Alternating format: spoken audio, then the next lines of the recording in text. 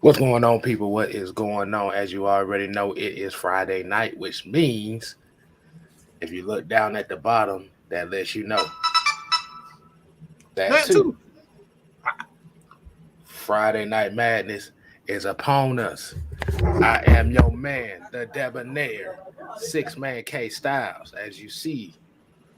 To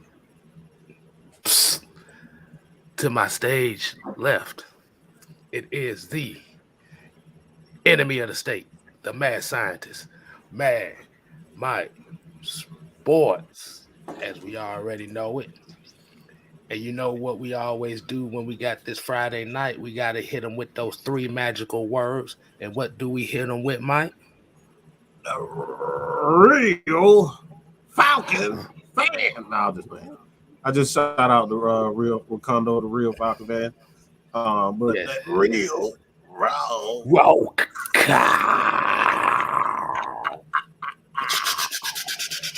Bow. As we appreciate everybody tuning in with us right now, we coming in here. As you saw the heavy hitter punch.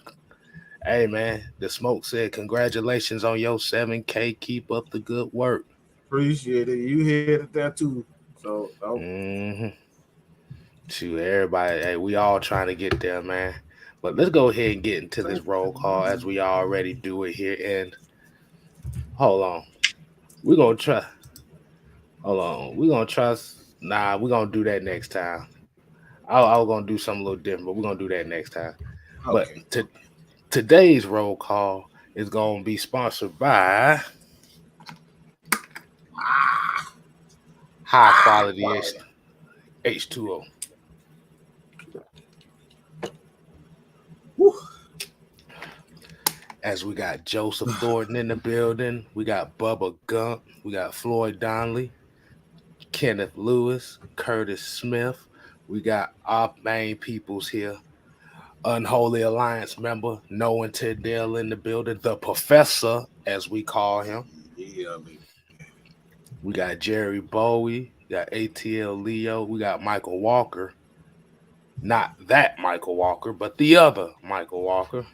We got Tel Sports and Gaming, CK22, Murgod 777s, Atlanta Nation. We got Moset 3, Smooth C78, Reggie C2K, Steph Model TV. Like I said, also Rakondo, a real Falcon fan. Y'all make sure y'all go over there and support him, as well as The Smoke, Isaac Crimes, Rodney Brown, Robert Ponder, Ephraim Jones. That's one of our, especially one of my main OG subscribers. He one of my first subscribers. Exactly. And we're gonna do a couple more. Jamal Grant, he already coming in with the Friday Night Madness mentality. I need to see some sexiness in there, man. Like, ladies, say something. Good God, there's too many hard legs up here. But what are ladies at? Good God. You know they ain't.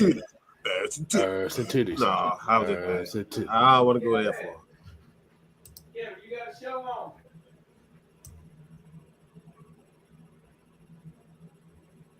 But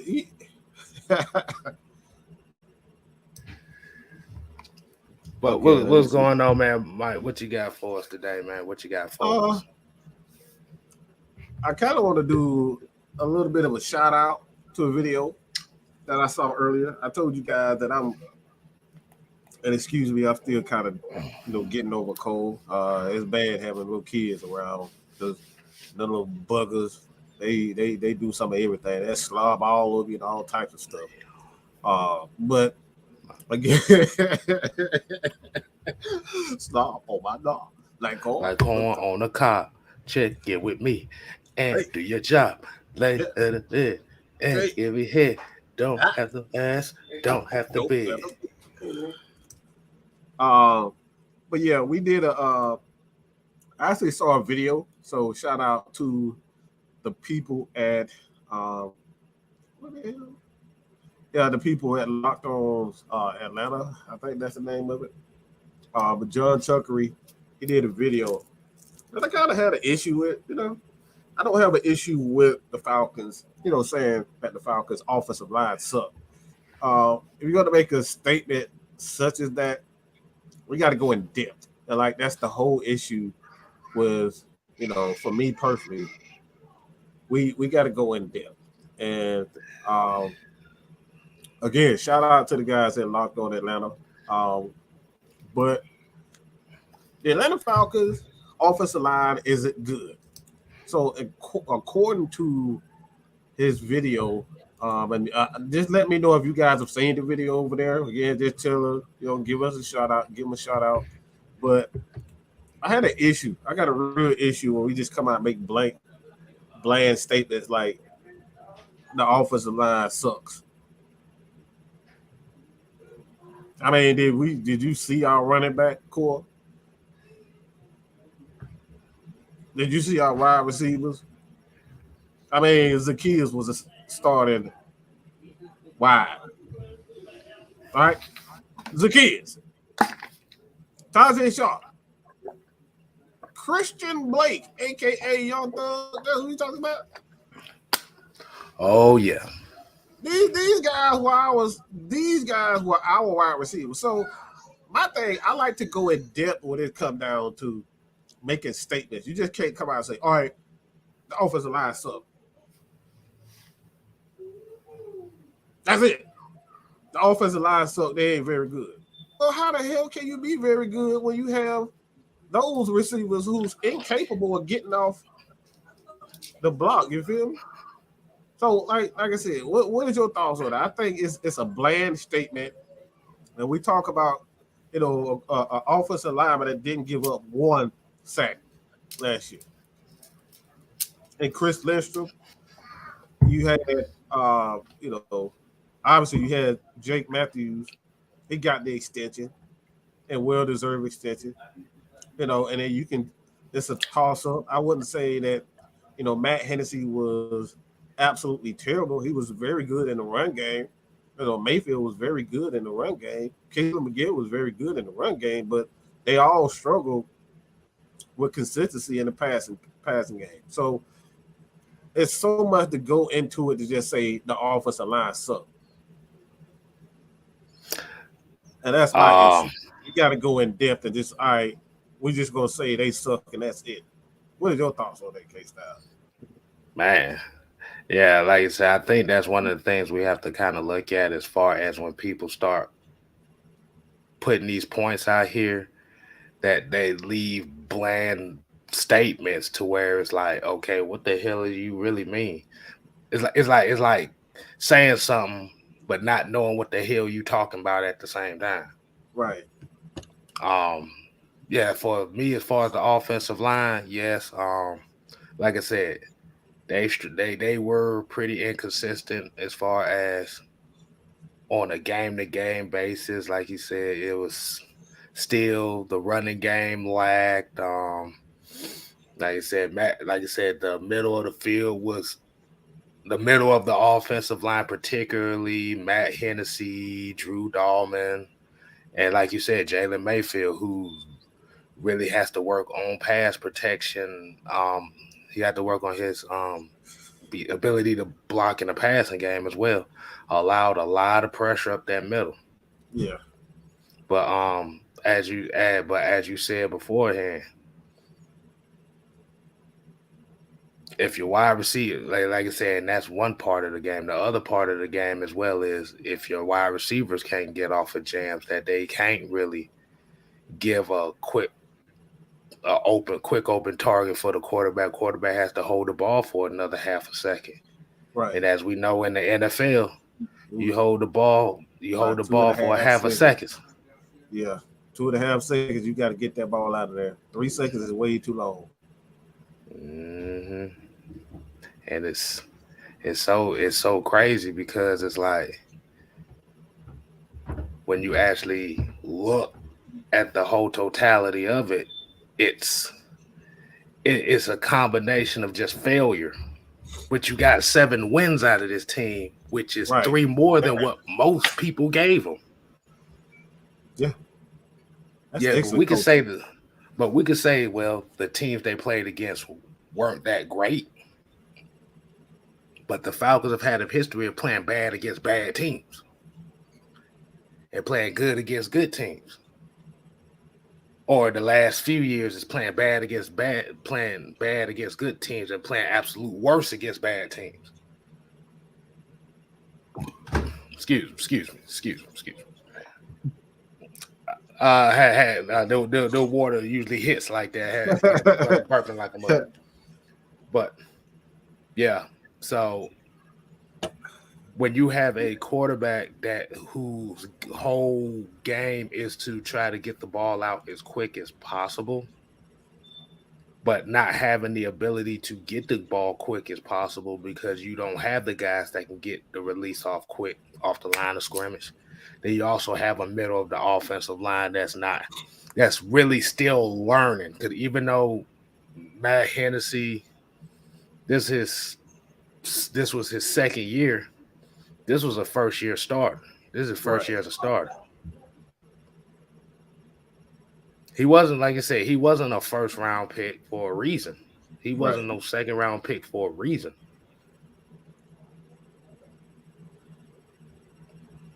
Drew Dahlman is the same thing. Jalen Mayfield playing a brand-new position.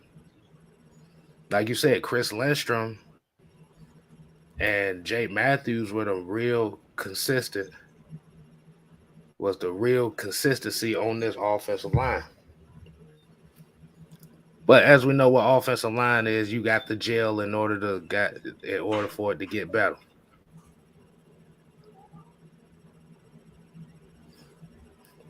That's what it comes down to. Hell, even that 2000, that Super Bowl winning team, that Super Bowl Falcon team, 2016-17 team, that offensive line wasn't great. Pretty bad. They gave up a lot of sacks and a lot of hits that year. That's something that people don't realize. But look at Cincinnati. Like they gave up the most sacks and hits for a quarterback in the league. Right. They still made it to the Super Bowl. They had a shot to even win it. But the one thing about that offensive line was they knew they could run the ball. Yeah. Yep. That was it. Running game will save you. Running game will save you a lot of time. That's all I gotta say on that, man. I don't know if you had a part 2 to that or not. No, that's pretty much it. I think people kind of know my thoughts on that. I don't like to make bland statements and just say, "Oh, you freaking awful." It's like having a coach, being a coach, and you just said, "No, kids, you suck." Well, tell me what I suck at, what I need to get better at, what I need to do to help the team. Yeah. Because if let's just say you the Hawks, let's just use the Lakers, for example. I think everybody can identify with the Lakers. Lakers don't have any shooters. They got everybody who can, drive to the basket, but they don't have a lot of shooters. They don't have a Kyle Korver. They don't have a Steph. They don't have a Herter. They don't have any of those types of guys. So you need to put guys that are around that could be an asset to LeBron and Westbrook. Because LeBron and Westbrook, those guys aren't very consistent with their three-point shooting. So at the end of the day, you got to tell people what they're bad at or what they need to improve and just say, all right, this is how, all right, we're bad, but how can we improve? How can this team get improved? Now, all I hear is from a lot of people, you just want to talk about how bad they are. And then you just, your answer to everything is to say, we need to just draft another guy in the first round and he'll take care of all the issues. Not that we need to, we're going to draft this guy. We're going to sign this guy. What about the play caller? Are you going to run more outside, inside? Are you going to run more screens? Are you going to be more physical? Are you going to have wide receivers who can run those end arounds, who play like Tariq? In this case, the Falcons, where we have a bunch of big receivers. So you got to be more specific when we talk about, how this team is getting better. Everybody want to make just Everybody just want to make these statements. Oh, you just suck, but they don't want to go in detail. And I know why, because they have no fucking clue on how to improve shit. Everybody can say you suck, but nobody can do it themselves. They have no idea on what to do.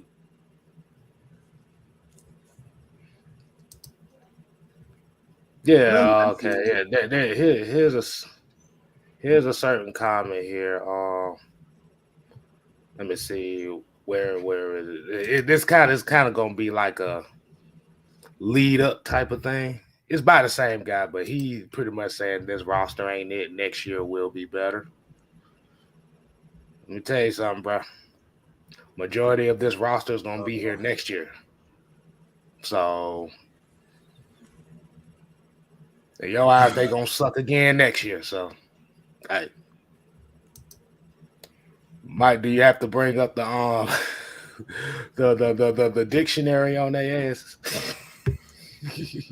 We can't. Should I do it? Should I do it? Nah, don't even do it. And then I'm gonna just say this. I'm gonna just say this, and I like Brandon. What's your purpose of saying that?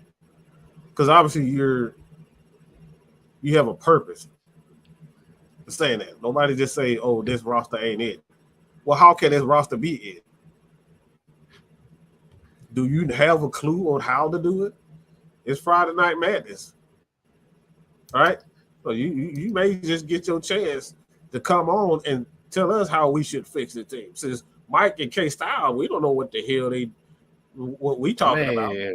We always hear we don't know shit. We don't know nothing about nothing. So we know enlighten us, oh great one. Enlighten us. So says he the great one, we gotta go one-on-one with the great one. One-on-one with the great one. Yes. Please. But here's the thing. Here's the thing, though. Here's the thing. You do know there's a such thing as parity, so it's usually the teams that you think suck play better than you expect, and then there's teams that you think that will be good that absolutely suck that season. I don't know nothing. Stop being sensitive. No, you stop being stupid. Okay? Just stop being fucking stupid. If you don't know nothing, shut the fuck up. Yeah, cause the thing is we don't know if this team is gonna be a 5-win team. Yeah, this team could shock us and win 9-10 games. Anything is possible. Instead of putting facts or stats to the truth, we should change that motto and make it clear. Everybody hear us say this: we don't damn know. Maybe we should change the motto, like from facts to stats of the truth. That said, we don't damn know. We'll change that up, okay? Because obviously, people. My thing is if you go sit down and run your damn. Oh, well, I was about to say something else. If you don't run your mouth, at least have a clue on what you need to be doing. I'm calm. I'm calm. But I just hate all these people. Y'all want to say everything suck and this not gonna work and that's not gonna suck. Well, this just baloney. He's saying y'all suck. I can't take nobody. I already know he is. I made a video about this thing, so that's why he here. Yeah, I'm about to say I can't take nobody damn serious talking about y'all sucking. Baloney. Right. I'm about to say keep that same energy week one because I don't want to hear no excuses. I don't want to hear no excuses. They got Honey Badger and damn Jarvis Landry. They think they going to the Super Bowl. They think they going well, Mr. Crab Legs. You got Mr. Crab Legs. That was coming off a torn ACL and everything. Y'all swear y'all going to the Super Bowl. What, Pete Carmichael is the offensive coordinator. What plays he been calling? I don't know. I have no clue. But because I could have sworn Mr. Payton been calling plays for years. He got the big ass sheet in there, so.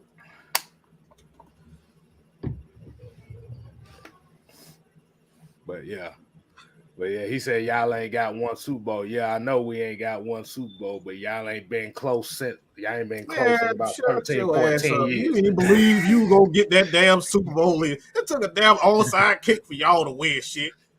That's a damn fluke. Get out here with a damn onside kick and you up here talking shit like you blew somebody out. What the hell? Get out of here with that bullshit. Talk about that same Super Bowl run that got their coach suspended for a whole season. Yeah, come on, man. I've been talking shit like they blew somebody out 28-3 or something. And yes, I said 28-3. Bitch, that shit don't bother us no more, okay? Hey man, I just say that below sea level mentality is creeping right back in this motherfucker. Woo, whoa, you didn't have to go there. Wow, you didn't have to go there. Oh man, below sea level mentality starting to creep in real quick because that's how you know. That's how you know football season is coming up real soon. Oh yeah. That man said below sea level. I went. Ooh. Hey man, my whole girl considered from New Orleans, boy. I get her ass all the time. I love talking shit with y'all because y'all motherfuckers. Y'all, boy, I don't know what's in y'all head. Y'all think y'all better than. Hey, look, I'll tell you like this. I'd rather talk, you know what, and as sad as this sounds, bro, I'd rather talk football with a Saints fan than majority of these so-called Falcon fans in Atlanta. Oh, and that's a damn shame. Oh, absolutely. That's a damn shame at that too. We got some great Falcon fans down here, but the majority of us ain't worth a damn. Man, y'all done been to the damn. How many times y'all been to the damn NFC Championship and failed? Y'all up here talking about somebody failing. Y'all been in the playoff like 5 times in a row. 5 times in a row. The motherfucker, that first is the Minnesota Miracle. You shouldn't be embarrassed for that bullshit. Look, the most exciting thing that most Falcon fans were talking about last year, and I'm not talking about everybody watching the show, but I'm talking about the average ones, was the girl getting caught smoking the blunt at the stadium during the first game. Yeah. That was funny. That was hilarious. That was funny though. But yeah, but like you said, this new era, like I said, we finna really see this thing kick off in a good little thing. As we saw the schedule, and we kind of talked about it last night as far as the Falcon schedule. Hey, I'm just ready for it to kick it off week 1. All I gotta say to Baloney, keep that same energy, bro. He said we finna play a real football team week 1. Let's keep that same energy. I don't want to hear anything about week 1. Y'all already Super Bowl bound. Keep it. So, you want to go ahead and talk about the the brand new toy and the brand new toy. We got a brand. Hey, Cameron Christie, you just came in the nick of time. We about to talk about that brand new toy the Falcons just acquired today. Who am I talking about? We talking about Brian Edwards. Now, are there some people in here that knows what they're getting in Brian Edwards? I want y'all to throw some 6s. If you already know about what Brian Edwards will bring to the table, throw some 6s in the chat. Let me see. I'm waiting for some 6s. Okay, I see some 6 3s. I mean, that actually kind of correlates with it. Okay, Lonely Wolf said he knows about Brian. Okay, we got some 6s. We got some more 6s. Okay, all right, Mike. For those that might not know, why don't you go ahead and give them your take on Brian Edwards and what the Falcons gave up? Because remember, they gave up a 5th round pick and got a 7th round pick back. for this guy? Floor is yours, Mike. This is an interesting pick. But again, I'm gonna say this. It's a song that I like to sing, and every time we're right. Yeah. I told you so. Falcons want these bigger wide receivers. I told you so. I think a lot of people knew that. Mm-hmm. I think they knew it though, the style of offense that this going, and guys like I actually had a question that someone left as an X-Man Mike question, so I guess I'll just do that on top of that right now. And it's whether or not Calvin Ridley will be back. And honestly, I don't think so, because you can see the style of wide receiver that these guys are going for at the current moment. Guys that are at least 6 feet, got to be at least 6 feet to even play in this. And I'm going to just say this, one of the main reasons why Zacchaeus is still with the team is because he has that blazing speed. And quite frankly, they need a veteran in that room. I mean, Kyle Pitts, until he gets there, Zacchaeus is going to be the elder statesman. Alden Tate, you got guys like Alden Tate, and you have Drake London. Those guys some big physical receivers. And then when you add Braylon Edwards, good God.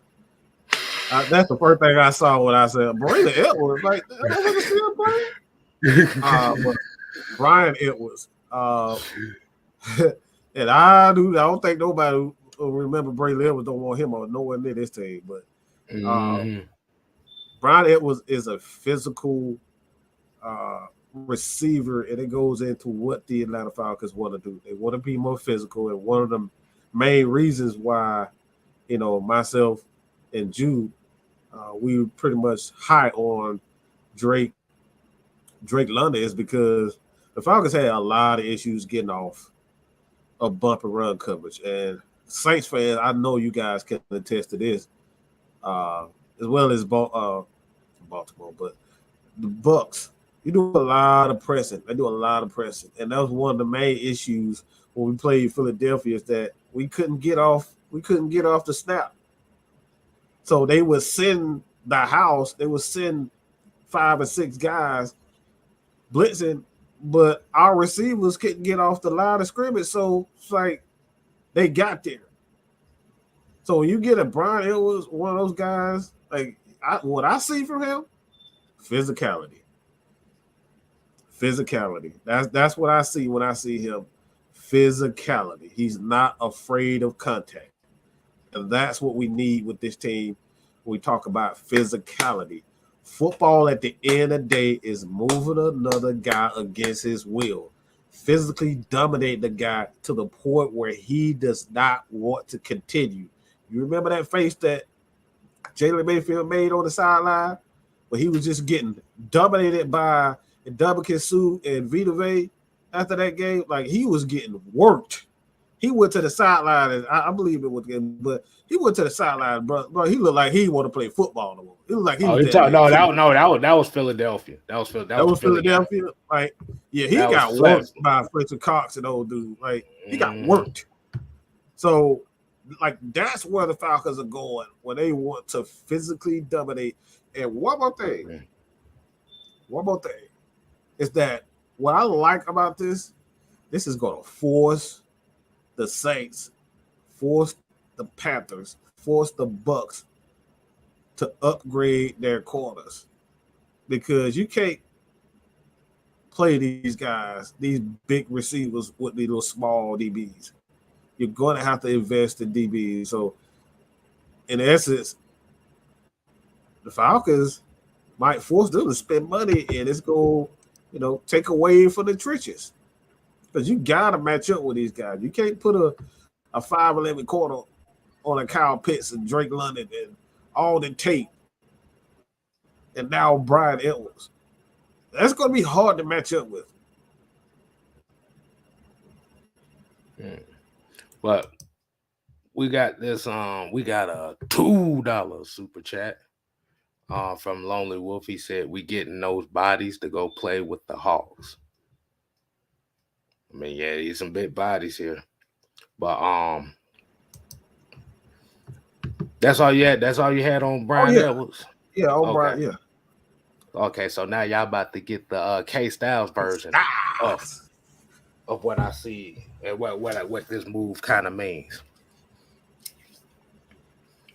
Now, of all these big wide receivers we do have, all of them ain't gonna be on this damn team.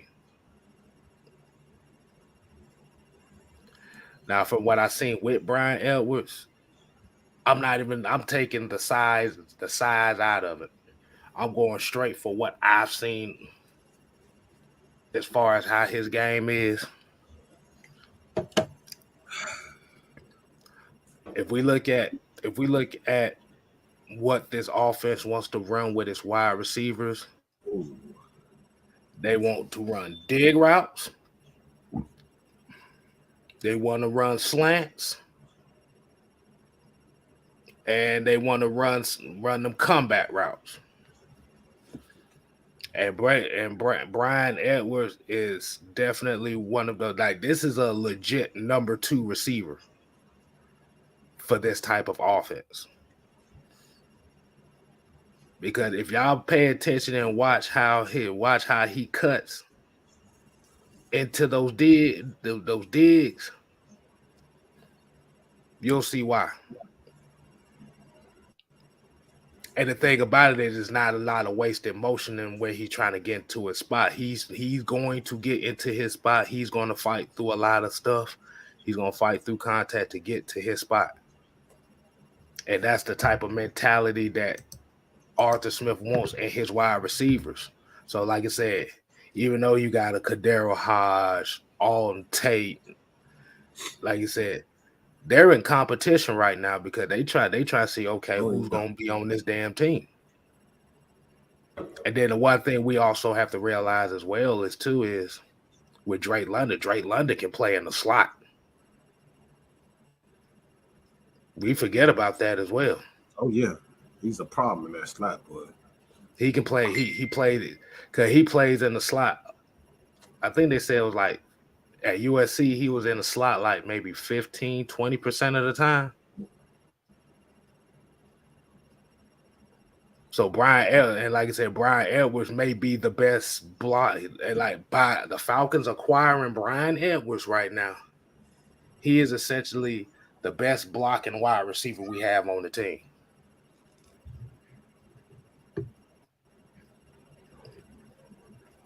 So I want y'all to go and look at some Brian Edwards stuff. Like I said, you gonna see how he runs his routes. Yeah, please tell us what it looks like. In the intermediate game, he's the perfect fit.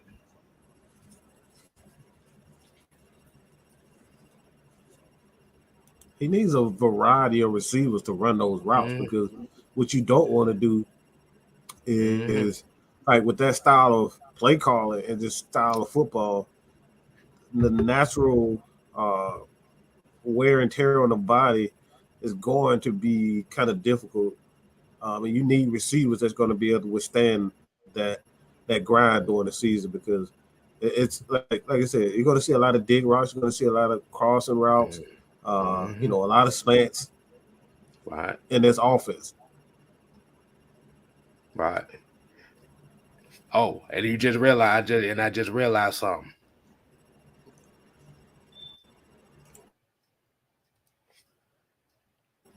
Brian Edwards has experience playing with a Kyle Pitts type tight end. Oh yeah, baby. Y'all forget it. Y'all got to put that into account.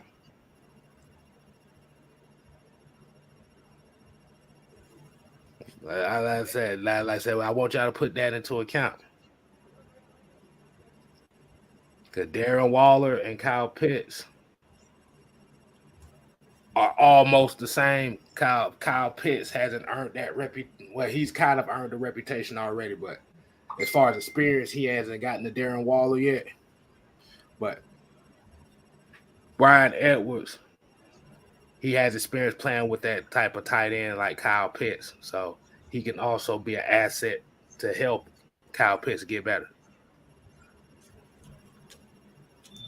Like the way that they're setting this offense up right now, Kyle Pitts doesn't have to get 1,000 yards every season.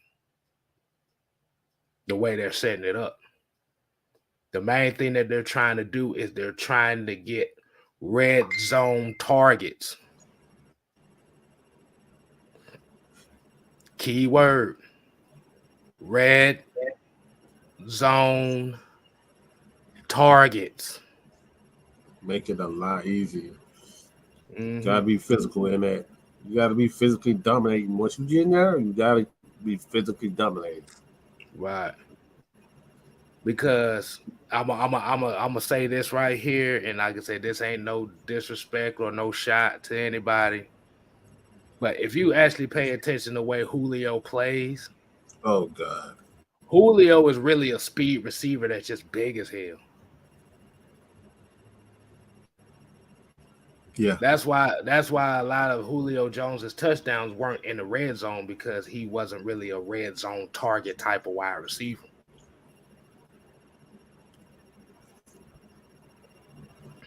he was an athletic freak. He's an athletic freak, but in the red zone, he's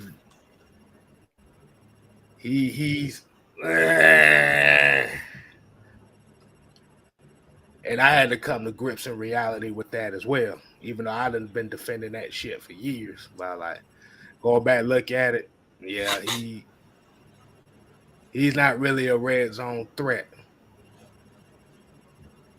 But like I said, Kyle Pitts only had one touchdown, so they're trying to put guys around him. Think about it. You got Kyle Pitts. Think about the wide receiving core last year. You had, besides Kyle Pitts, you had Christian Blake, Olamide Zaccheaus, Russell Gage,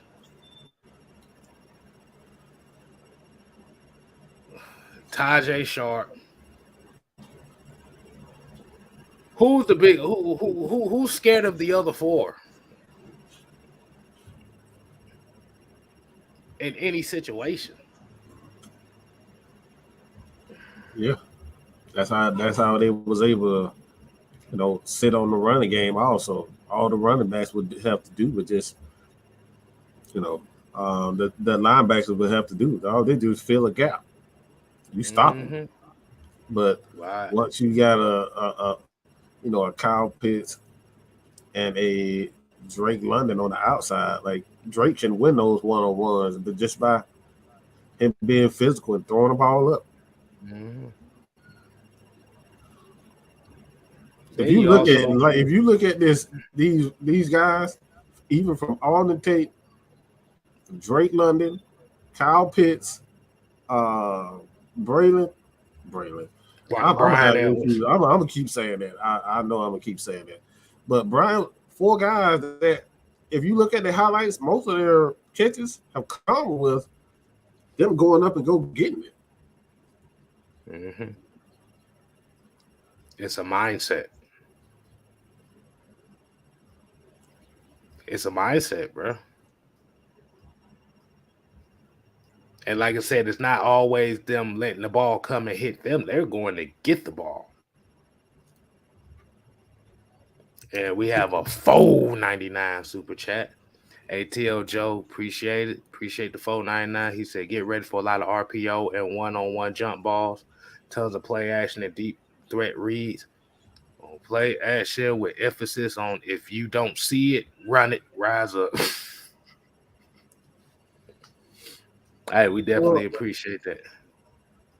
The RPO has more to do with the quarterback rather than the actual receiver. So it's like RPO really isn't. It's RPO, but the RPO isn't necessarily the routes. The routes are just slant routes. You know what I'm saying? That's pretty much what a RPO. You just run slants from different types of, sets and whatnot. You can have 2-3 guys, in a bunch.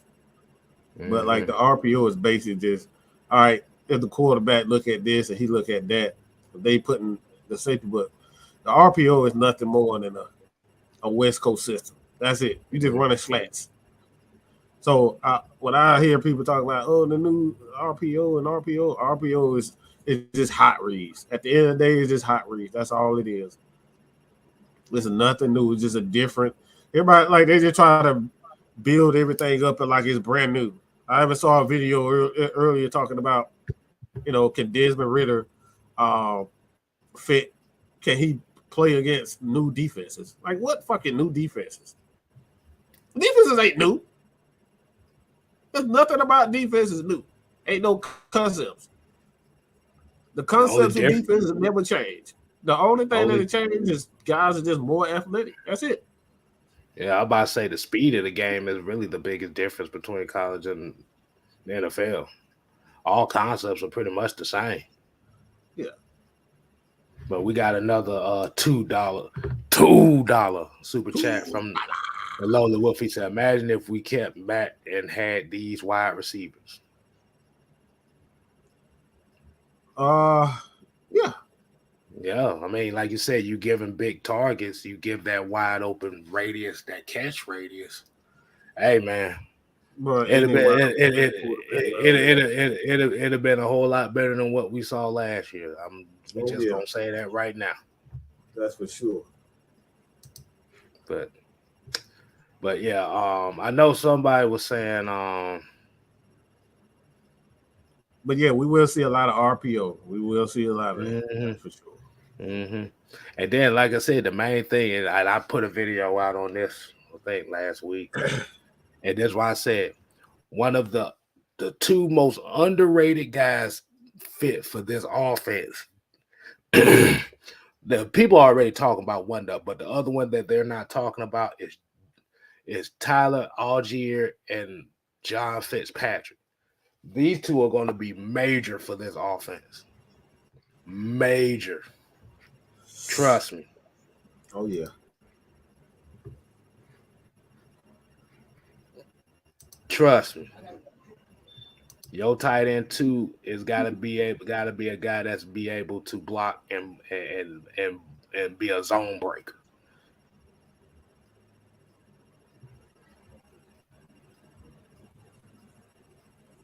You need a running back that has a mental toughness with him. They calling him Psycho T already. So yeah. Oh boy, I like that. And William Amy here said we have a tough schedule, no sweet walk. Hey, that's exactly how I want it. Because guess what? If they win a certain amount of games, now the people that's talking about that they look like they 2-15 this year, 4-13. That crowd gonna be mad as hell.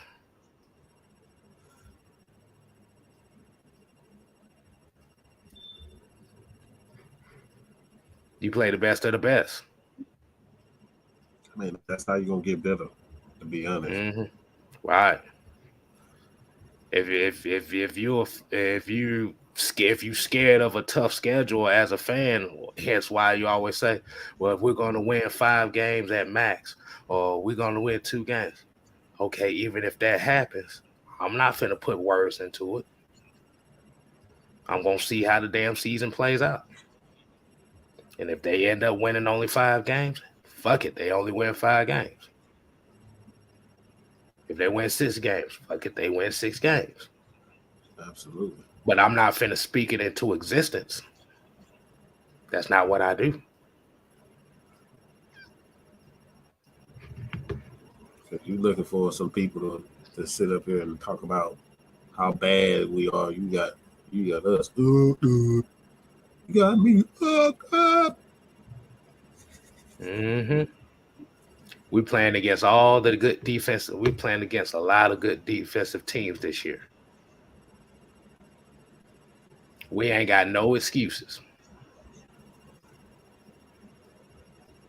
But I don't think people realize when you talk about being physically dominant, like over the course of the game, you keep having to deal with them big bodies, bro. Like that takes a toll on you. Right. It really does. And And Jew said it best here. This team is going to get battle tested this year. Oh yeah.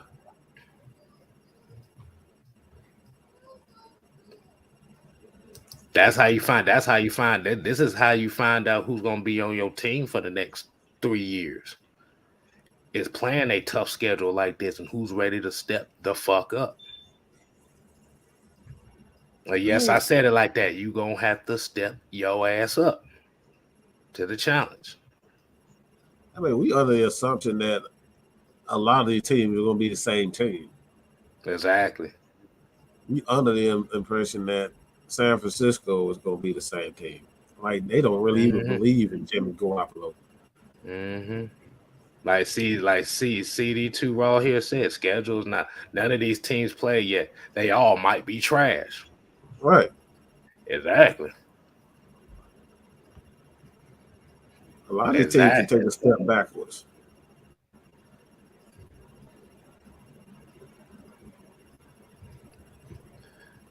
Hey man, shit. Oh yeah, hold on. Look. We got the residential. I see it. I see it. Hey, we appreciate him coming back in. I ain't Well, seen you him need to in a take while. that damn. You need to change your damn profile picture. That shit. Get that goofy shit on nowhere. Take it out. He gone, bro. He ain't coming back. Okay. He gone. He gone. I was about to say, boy, better not speak too highly on that. I don't know, Drake. Hey, he might try to hold Drake. Drake might throw his ass up off of him. I'm just saying that he be calling somebody else daddy. He don't be calling his own damn daddy. Talking about why he throw me away like that? Why he don't love me like that? Why he don't love me?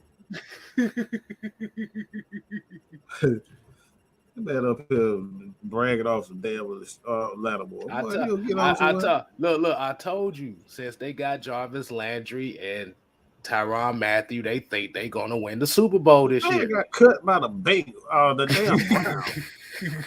Not the Browns, but the Browns, yeah. Yeah, it was the Browns.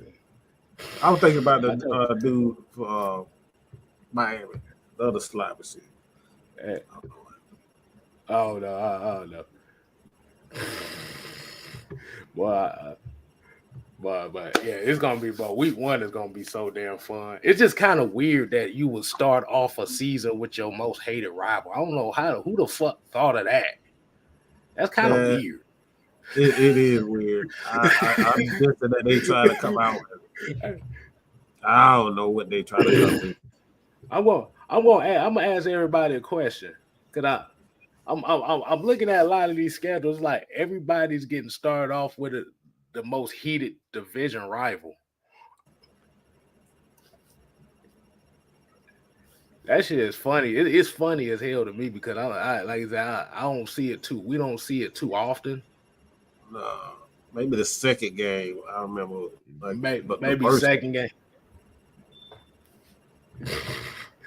Hey, tell Joe with the 199 suit. They probably got posters all around New Orleans or something. That's probably why they ain't forgot.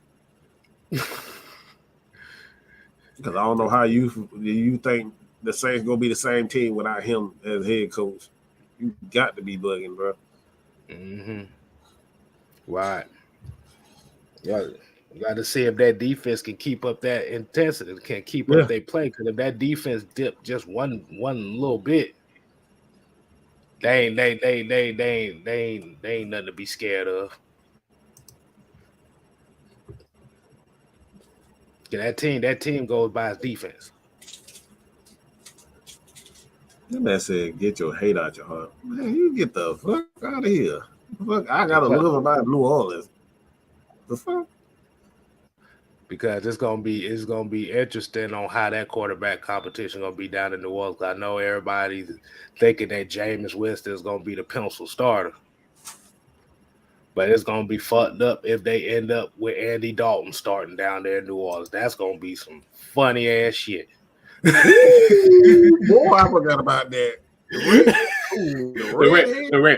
The red rocket in New Orleans. The Red Rocket gonna be the starter down there in New Orleans. Boy, they gonna fucking riot down there. Hey, look. Hey, we thought you thought Atlanta, you thought some of the Atlanta fan base rioted that they didn't get Malik Willis or Deshaun Watson. Can you imagine down in New Orleans the Red Rocket starting over The Jameis Red Winston? Rocket. Hell no. The Red Rocket. What? They know where the hell I am. Well, they're gonna be leaning on that defense so much, bro. They ain't got no damn choice. Keyshawn J with the $2 super chat said the Saints are fighting a rebuild. They hurting too. I mean, they gonna have to at some point. They gonna have to. They can't keep thinking that they gonna win the Super Bowl. Like, come on, bro. Them players are getting older and older, especially the defense on the defense side of the ball. Exactly. They called him the Red Rifle. I thought it was the Red Rocket. Whatever the hell he is, They ain't no better. Exactly. The Red Rifle. So, you know, rifles jam too now, so They do. The Red Rifle. But let's see.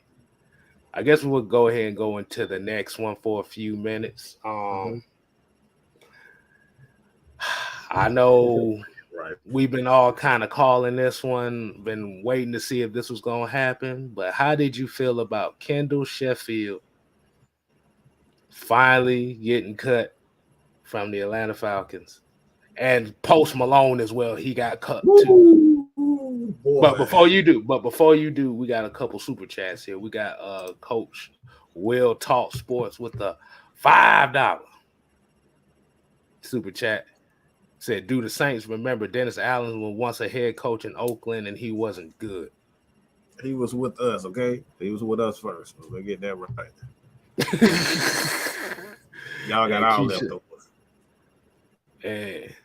And Keyshawn J here said, hurting Terry gone, my bad, not too. Hell no. Wow. Said they hurting Terry Fontenot is not there. And they call him the Red Rifle BB gun. Red Rifle. The hell? Red Rifle, Red Rocket. CD2 Ross said, who's Post Malone? If y'all remember last year, I said Ryan Decker, he looked like Post Malone without the tattoos. So that's why I call him Post Malone. But Kendall Sheffield, I think this was just they was just waiting to see what they was out there in the market, man. It was just the Noah called him the red staple gun. Damn, a staple gun. He's the red staple. He's the red staple remover. Wow. It ain't worth a damn. At least a staple gun costs about $10. A staple remover costs about 75 cents.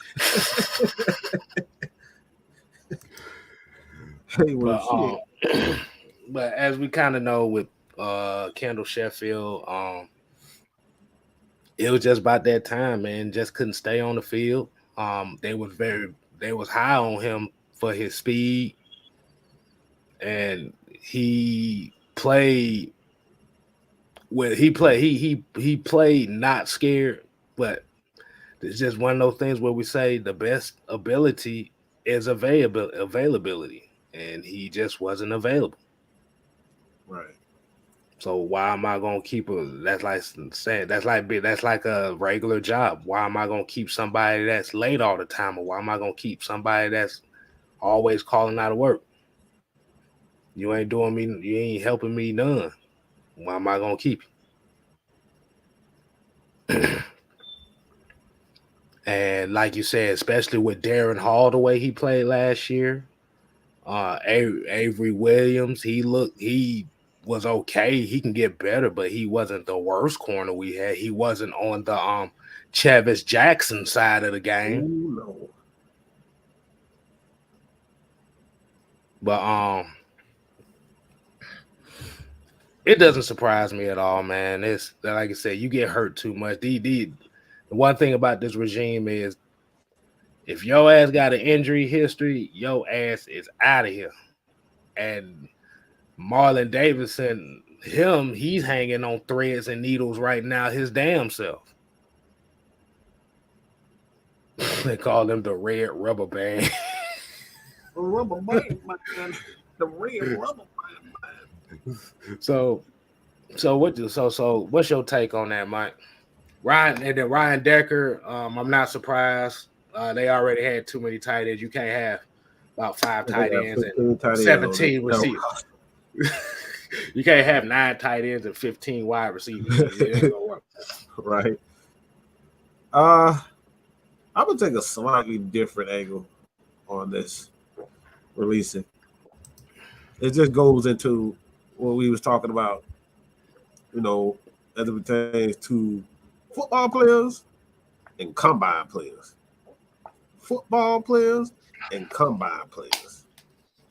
Football players and combine players. Well, that's what he was. That's what Tommy Dimitrov sought after. Guys that were just athletically gifted.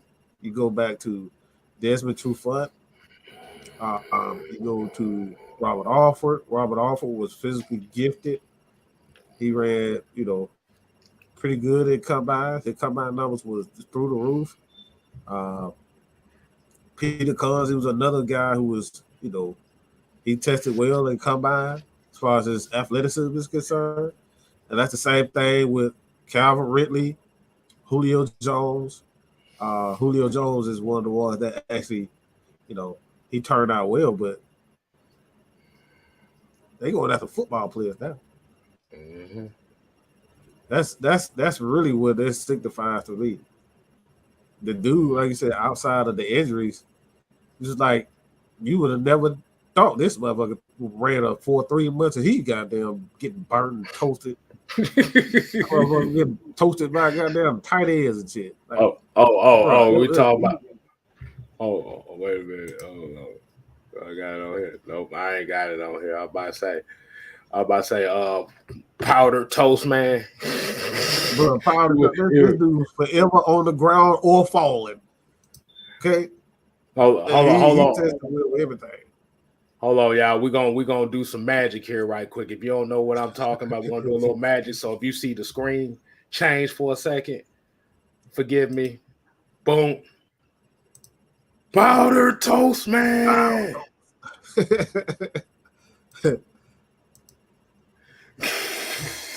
But that's exactly it. As we're talking about, like, this regime is more so into football players rather than these guys that test well in the combine. Like, you can have good numbers, but if you're not a good football player, it's what's the purpose? Again, outside of what you were saying about his injuries, the dude was just like you could use Kendall Sheffield, put him on, ice for a bit, and then play him towards the end of the year, when everybody's tired, and then come out if he was actually good. But him being bad at what he, bad at his job, like, you just fast for no damn reason. Right. He just, like I said, it went from he was going to be in this. He was initially supposed to be the slot corner. Found out he couldn't cover worth a lick. Then he got hurt, and then they put him on special teams. But we got a $10 super sticker from Extreme X. $10. We definitely appreciate that, man. And Keyshawn J came here also with a $2 super chat. $2. Said, how do we feel about Ridley? Who the hell is that? Who? Who is that? Oh, you talking about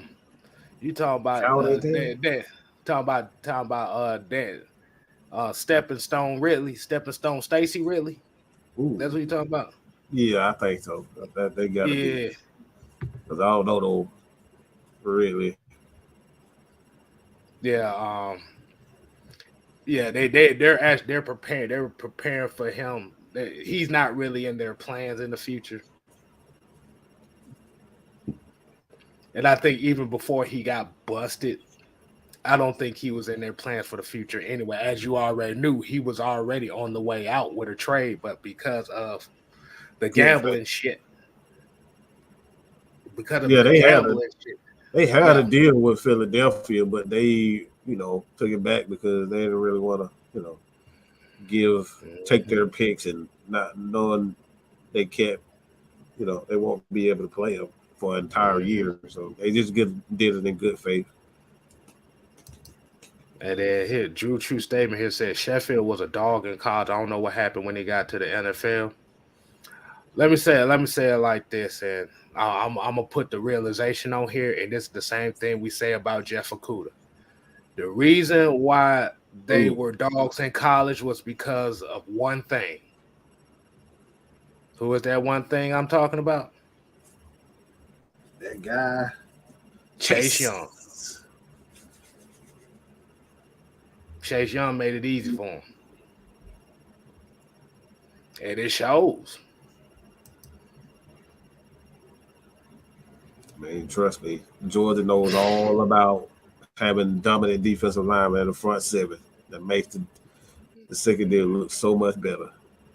Right. That's why Georgia can, risk, playing a lot of young DBs because they know their front seven gonna be on point.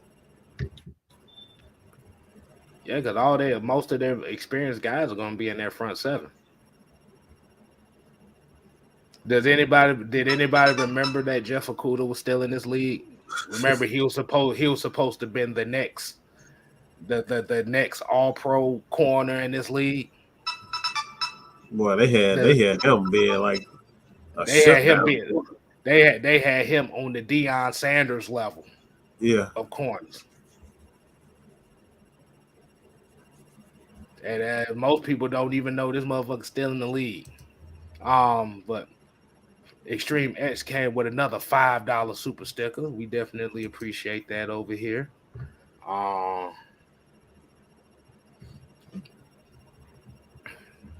gonna go ahead and answer this one last question before we get to the main event tonight. So he said, based on the tape you watched, he said, what are some weaknesses y'all see in Drake's game and some things he can improve on? Definitely what he can improve on is the crispness of his routes.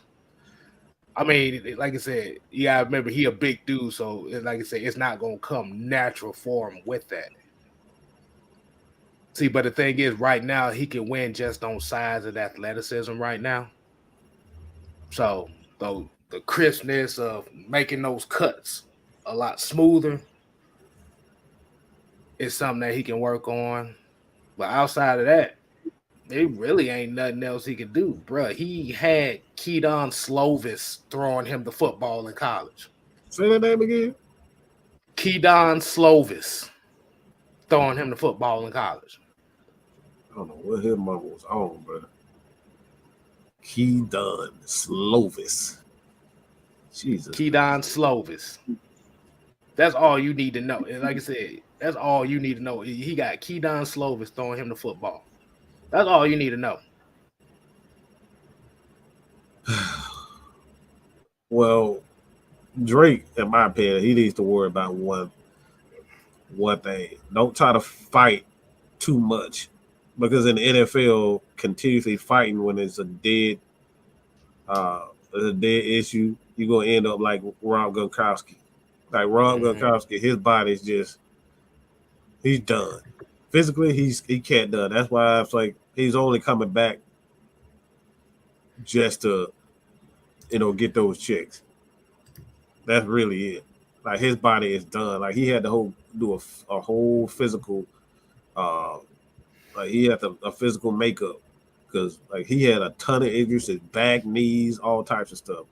So for me, when you're that type of big receiver, you can make your presence felt without actually trying to continuously fight for yards, unnecessary yards. You know what I mean? Get the first down You know what I'm saying? Like understand when the play is over and don't try to do too much. I've seen in college where guys are diving at his knees and like I said, I like that. But NFL, you got guys like Keanu O'Neal, bro. Like you keep on doing that shit, Keanu gonna come flying at your ass like a damn missile. So learn when and when not to fight. That's one thing that even more done. Go ahead. I was about to say pick your battles. Pick your battles.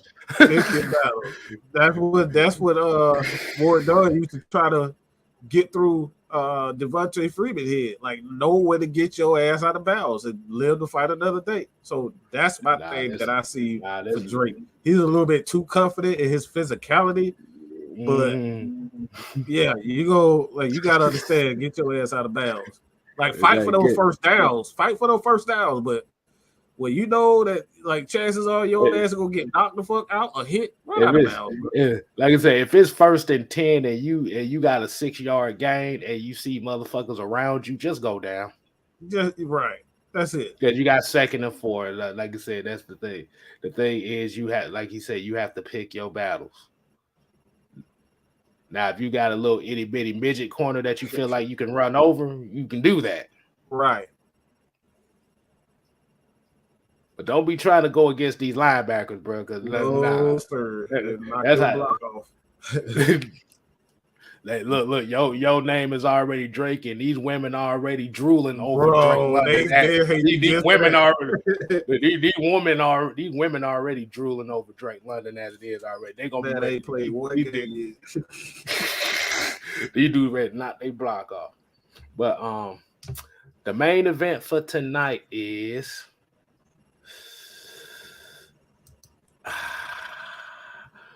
We got the chat open tonight. Okay. So we're going to go ahead and let y'all hit this chat up and speak your mind on what you felt about this trade, what you feel about the schedule, how the Falcons are going to fare up.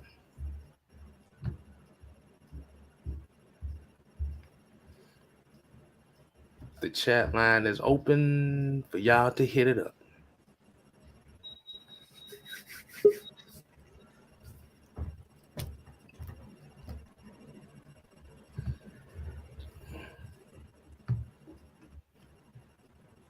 All right. Who you got here? As y'all already okay, Alice done changed the name this time. He didn't change the name this time. I guess it ain't Chief Sucks no more. What's going on, Alex? What's good, K Styles? What's good, guys? Hey, not much, man. Not much. Hey, explain to the people why you going with Nick the G this time. Because we done signed Nick the G. Oh my God. Who is Nick the G? He's a gangster. I don't know how the hell you feel the name. I'll pronounce the name. So you try to do it. His name ain't Nick K. He's Nick the G. That's what we call him now. Because he can't say because you can't say his last name, so that's why we call him the G, right? I know I'm so good. I'm not even gonna try. I knew how to say it at one point, but I don't you know how to say it now. Uh-huh. Yeah. But Alex, what you got? What's your take on what's the news been going on today as far as Falcons? What's your take on that, man? Oh, geez. Okay. So first of all, I might as well start with the Nick K news. First of all, some people are against it because they think it's overcrowding. They're worried about Dion. They're worried about Mykal Walker and stuff like that. And here's how I'm going to explain it. Okay. Rashad Evans has his pros and cons of being a linebacker. He really, and honestly, and I'm being real honest, Rashad Evans really shouldn't be playing zone coverage unless he's playing the deep middle. That's really plain blank simple. That man, unless it's in front of him, he's not really going to have a great job guarding people because that's just not really what he's best at. You keep him clean, you let him run, you let him do his thing. That's how you get the best results out of him. Nick the G, on the other hand, I done seen this man make a one-handed almost Odell Beckham Jr. like interception while trying to guard someone, but also reading the quarterback. And the wide receiver was behind him, went back, snatched the ball with one hand, and just hauled it in. And I've seen him make plays from zone coverage, playing cover 3, Tampa 2, probably cover 6. You can run, maybe even match quarters. And this dude, by the way, ran a 4.7, but was also a former safety like Deion Jones. And how Nick the G wins isn't with speed or isn't with strength, but he wins with his intelligence. Like in zone coverage, you won't really look him off that or have success looking him off because he's like, okay, well, I'm gonna drop and cover whoever's in my area and not really go based off what you're doing with your eyes. And he's really good at doing it. I don't think he's gonna be falling out of play on play action that much. I think that he can really just about do what you ask him to do and be a good linebacker. It's like we're the point where if you're a quarterback and you're throwing against our cover 3 or cover 2 or whatever, you're gonna have to be careful if you have a wide receiver that you think is open because you think that that little hole between the corner and the linebacker you can fit it through. With Nick the G, that might not be a safe throw. So like I like that pickup. So. What's going on, everybody? What's going on? Hold on, Mar. Wait, what's your take on? What's your thoughts on what's going on today? The news that well, what you talking about with the new wide receiver or just in general? Just in general, man. Let's give us your thoughts on what you're feeling so far. Well, first off, man, I'm excited because for one, I got a chance to see that press conference after rookie camp started, and I was seeing how the guys are doing. I was listening to how committed they were. Like it's like some of the guys are already bought in to the idea that like they come here to win. And Drake London, man, I gotta say, Drake London mentally, he's already a beast.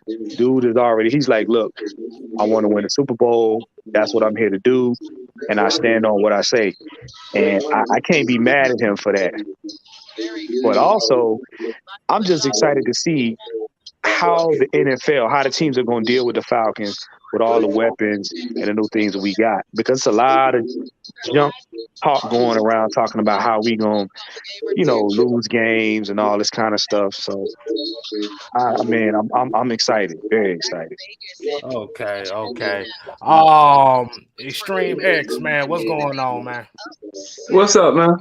Hey, let us know how you feeling right now. Whoa.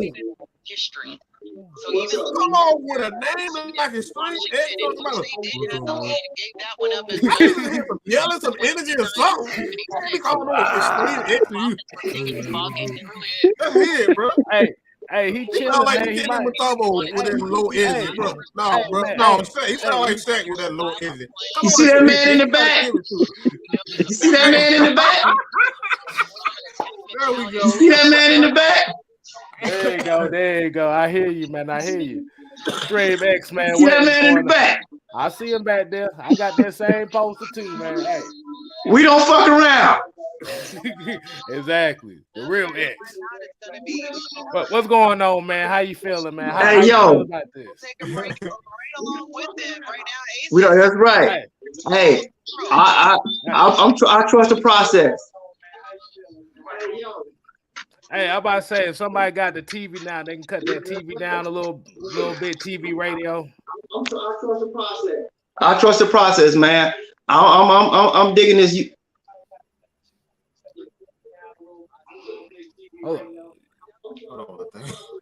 I'm digging this USC this USC wide receiver. I just don't hope he don't be no pretty boy like damn Reggie Bush. He break a toenail and he out for damn weeks and shit. I don't want that to happen. You know how these soft USC cats are. Oh man. That's the extreme I need right there. You know what I'm saying? you know that. You know that. But I trust the process. But I do wish they should have went a little more defense. But I trust the process. You trust the process. Yeah, I'm about to say from the way that I seen him play and hold on, let me put this up here because somebody actually put some numbers up here. Where was it? Goldberg put this number up from Keydon Slovis last year, who was his quarterback. Look at those numbers. Man, Keydon Slovis. Like, look. AKA Cleophas. Slovis. I mean, come on, man. His name. They could have called him Rufus, and I'd have been a lot better. You ain't lying, man. Call it Tiakovich. And I mean, Tiakovich can throw a damn ball. I mean, hell. That man's name is Cleophas. That's just like wrong with that. That's just like what's my man with throwing to Kevin Johnson when he was at Tech? Hell, he was like 5'9". You got a 6'5" receiver here. Yeah, you gonna have 3,000 damn yards. Don't remind me. Reggie Ball was terrible. Yeah, get that nigga, please. Reggie Ball was hot garbage. Hold on, I'm finna look at some names up. Yeah, let me look at some of these quarterback names up that was throwing him the ball. Because we have to remember, like I said, if you actually look at the tape from Drake London and this is what Mike was talking about, that you need to pick your damn battles because this motherfucker is going to run through anything. This is the NFL. You can't run through anything. That's what got Devontae Freeman's ass hurt. Is Burfict still in the league? Oh hell no, boy! They about blackballed his ass up out the league. They banned him. we need a cat like Burfict. Burfict can hit your mama on the sideline, nigga. She ain't even playing. That shit will cost your ass 15 yards and a goddamn and money. Hey, look, I don't mind an enforcer, but that motherfucker wasn't an enforcer. That was a goon right there. That nigga don't know what a whistle is, dude. Nigga, the play been blown dead 5 minutes ago. What the hell you doing? You don't know what a whistle is, man. Exactly. Hey, Markeith, man, how you feeling, man? How you feeling about how they attacking this as far as with Brian Edwards? Okay. Well, the Brian Edwards move. When I saw that news, I was like, for real? I actually like it. When I saw the details, man, we got the player and a draft pick, and all we gave up was a 5th. That was surprising to me. But that was basically a steal. So I like that move.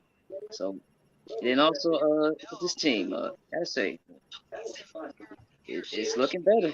It's looking better right now. It's looking better. Sweet. We just gotta trust the process, fellas. We'll be okay. Yeah. Oh yeah. We got Terry Thanos Fontenot doing all of this. So yeah, it's the end game right here. Oh yeah. Also, kind of want to say, kind of got that feeling that in their first game against the Saints, man, I have a feeling that the Falcons defense gonna be real physical, man. They're gonna punch them in the mouth. Oh yeah. Hey, I had that because I'm getting that same vibe because the Dream started this season. Awesome. Mark, this dude ain't working no more, bro. The Saints are dead. I know. I'm just saying. That dude ain't working no more, man. I mean, I don't know why everybody pumped them up like they them cats, man. Come on, let Twitter tell it. Let honestly, Twitter tell it. Honestly, we if we were aggressive enough, we should be beating the damn Saint. But this man, I don't know why they trip. I mean, all you gotta do is put a white girl in front of Kamara, and he'll be all right. He'll choke. You know what I'm saying? White girl and Put a white girl and some crab legs in front of this nigga over here. Look, that was not sponsored by Bad Mike Sports. That was not sponsored. Listen, Am I lying, I Mike? keep telling. Look, I keep telling people. Sean Payton. Sean Payton was New Orleans Saints. So that's the point. That's point blank. Like when he going, like what y'all gonna do? Y'all got 30 for 30, and y'all got the red wagon. I mean, what y'all gonna do? I'm not scared of none of that. Man, what to be scared of? The secondary is fucking suspect, dude. They on Twitter talking like they didn't already won the Super Bowl. No. Hey, yeah. I mean, nigga, please. It is sooner or later. I can put up 100 yards on the Saints secondary with a unicycle juggling damn bowling balls. Man, come on, man. Look, there was somebody on Twitter that said Atlanta Falcons got the best basketball team in the NFL. I just shook my head. Oh my God. There's your building it like that, boy. Well, we got. One more thing about the Saints. Sooner or later, we ain't gonna fear them because eventually they gonna have to tear it all down. Eventually, they're gonna have to go on a rebuild. Because I don't know how they keep trying to free up so much money. I don't know how they do it. All you gotta do is look, Jameis, throw me the ball. Throw me the ball. You ain't gotta have on the same jersey. You throw your damn ball. Yeah. Come on, man. They got Jameis back there. You scared of Jameis? No, look at this. We got the great wall of receivers. Who gonna match up against them? Exactly. They're gonna put OZ out front as a decoy, and then all the other receivers gonna come on the field. What's that? All the Saints secondary gonna do? Come on, dude. Bitch them on when they get beat. Right. Yeah. They got grown men on the field. What we gonna do? Yeah. These niggas can't even cover playing zone, dude. Hey, come on. They let somebody get in behind you, in front of you playing zone. Come on, dude. Okay, let me ask you something. Damn Saints, man. Hey, hold on. How many times? Hold on.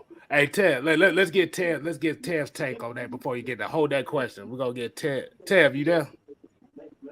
I think he's Wake up, Baba. Yeah, y'all can hear me. All right, what's going on, Tev? What? Hey, how you feeling about how the Falcons doing this thing right now? Even with the schedule, Brian Edwards, the news and camp. How you feeling right now? I like the moves we're making. Yeah, we building for the future, but Arthur Smith building to win also too. I like. Okay. We just ain't gonna, roll over. We gonna fight in these games. I like the moves we making. Okay. You got it right. Keyshawn, what's going on, man? What's going on, man? Hey, man, shit, nothing much. I know you've been listening to the show, man. Go give us your takes on how you feel, man. Man, I love the new regime that Terry Fontenot and Arthur Smith is installing. I feel like it's a breath of fresh air, man. Finally, with the Thomas Dimitrov, we had some years, bro. I know it's still gonna be hard going ahead, but at least we got direction that we're going. As far as the Saints, man, I've been watching Bleacher Report all day today. They've been all in our comments talking about they gonna blow us out this first game, this, that, and the other. I told you, boy. They got their LSU boys back, boy. They got thinking they going LSU to the boys, Super Bowl. They thinking they going to the Super Bowl. LSU boys. They a little big head. Fuck it. Hey, we don't fall for that, damn. We don't fall. No, we don't drink from that bowl. Don't fall for that shit. That voodoo ain't working no more, man. That voodoo shit ain't working no more. First of all, they could barely. Well, look. First of all, they could barely handle CP by himself last season. How they gonna handle all the weapons we got now? Yeah, true, man. Cause I about to say that's the one. That's why I said the one thing I noticed about how as physical as they secondary is, if the physicality don't work for them, Please. the flags come out like a motherfucker. Correct. That's all they Oh gonna yeah, do. yeah. James That's Winston all. make both of the teams look good. You know what I'm saying? All you got to do is send some pressure his Yeah, way. He gonna be That's 35 it. for 35. Trust me, he gonna no, make a he mistake. fold every time under pressure. Yeah, Yeah, Oh, y'all gonna that's turn all them you into got to Terry. do. Y'all gonna turn them into Terry Bradshaw. And that's what it is. That's why when you got somebody like a Kamara, it takes the pressure off him. But Jameis Winston think he damn Joe Montana. So, nigga, okay, well throw me the damn ball. Just throw me the ball, and this is gonna happen. He gonna throw in. He gonna throw 2 picks for the game off. Oh, he gonna turn. John He gonna. Payton was his crutch. He ain't gonna be there no more. Hey, he Yeah, gonna. he He gonna gonna. be He's gonna turn into Keydon Slovis. That's what's gonna happen. yeah, pretty much. Joe interception. Yeah. He in the right place, dude. He got all the crab legs and walk out the damn door without paying all he want. All right, but Mar, what was that question you had for us, man? Have you guys noticed? I know. I had conversation with some of the guys in spaces, and they were talking about what do they think the Falcons' identity would be, and I want to get you guys take on this and correct me if I'm wrong, but do you guys think that the Falcons' identity is going to be more of a balanced type football plan versus just focusing more so on defense or more so on offense? Hell yeah. Hey, y'all mind if I answer this? Go ahead. You could let you go ahead and kick it off. What you gonna say on that? All right. So if you look at how our roster is constructed, we have practically tall receivers. We have a running back who I think is going to get a lot of carries simply because of his vision. And this is where I think, and also we have quarterbacks that are really good at making anticipatory throws. So I think most of our stuff is going to be quick game, running the ball, whether it's from shotgun or from heavy personnel. And then on these deep passes, we're going to do play action, flood concepts, things where we can at least have protection for Marcus Mariota in the meantime as we're allowing these routes to develop. Even though I think that Marcus Mariota can extend these plays even if things go wrong, I think that they're gonna go play action most of the times on these deep shots, because us going for deep shots or deeper throws, unless it's like a clear mismatch advantage, which we do have, but like unless it's like gonna happen all the time, which it might not. It might not. Even though we do have a tall wide receiving core, it is the NFL. People start making adjustments, even with bigger people. We saw in the Buffalo Bills game that when we tried to throw a fade to Kyle Pitts, it got broken up because they had a safety who had enough length to match up with him. And same thing with Kyle Duggar. So like I think it's very important for our running game to not only be efficient, but for us to run the ball a lot in order to take the pressure off the passing game. And then in order for our offense to be good, our defense has to be good.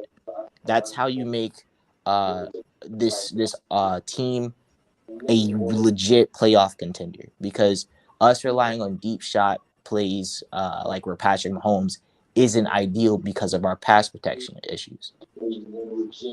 Well, you know what? I was saying too, you notice how in the games last season when we got close to win, case in point, Tampa Bay, how they sent the zero blitz when they had no other answers for us.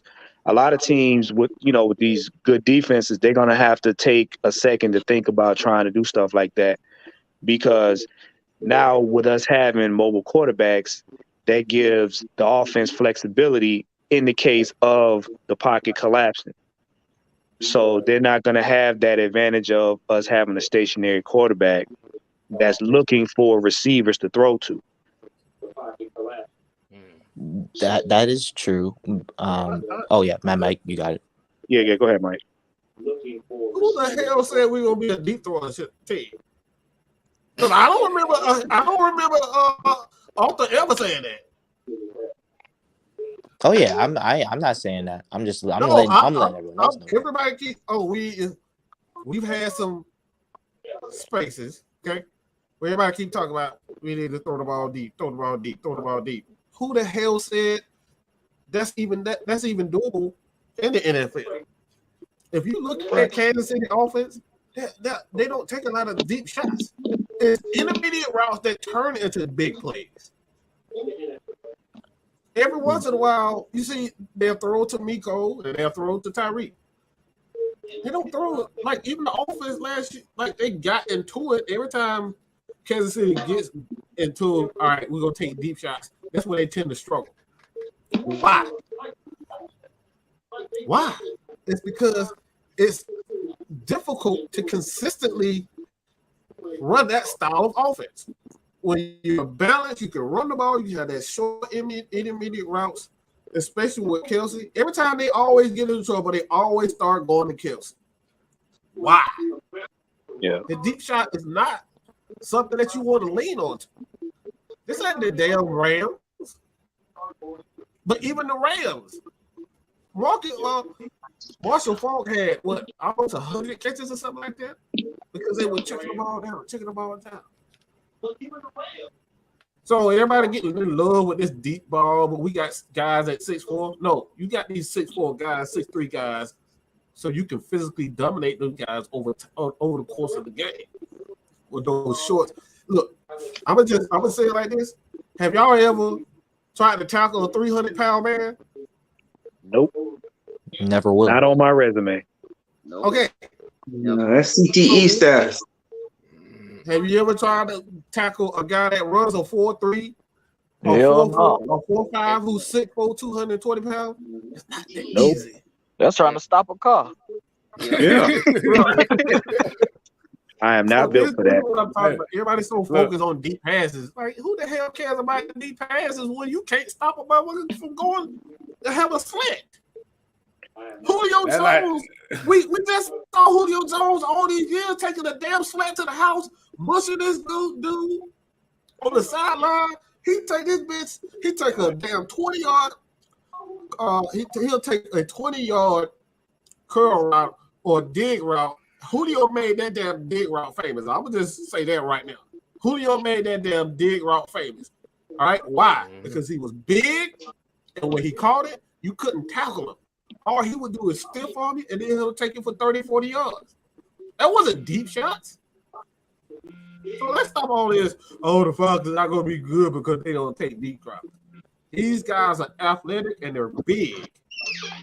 But when you're big and you got these smaller DBs that try to tackle you, bro, you just mush them out. Look, it's just like playing basketball. You see what Shaq did? Y'all remember what Shaq did? That's the thing now. Y'all know what he did to David Robinson? Do we have to bring that game back up? That's the thing now. Ain't no more 5'8", 5'9" DBs no more. Especially when your wide receiver 6'4", 6'5". Yeah, But see, to be fair, these so this is what I actually think this is a great point. So with corners, I feel like there's like a few playing styles.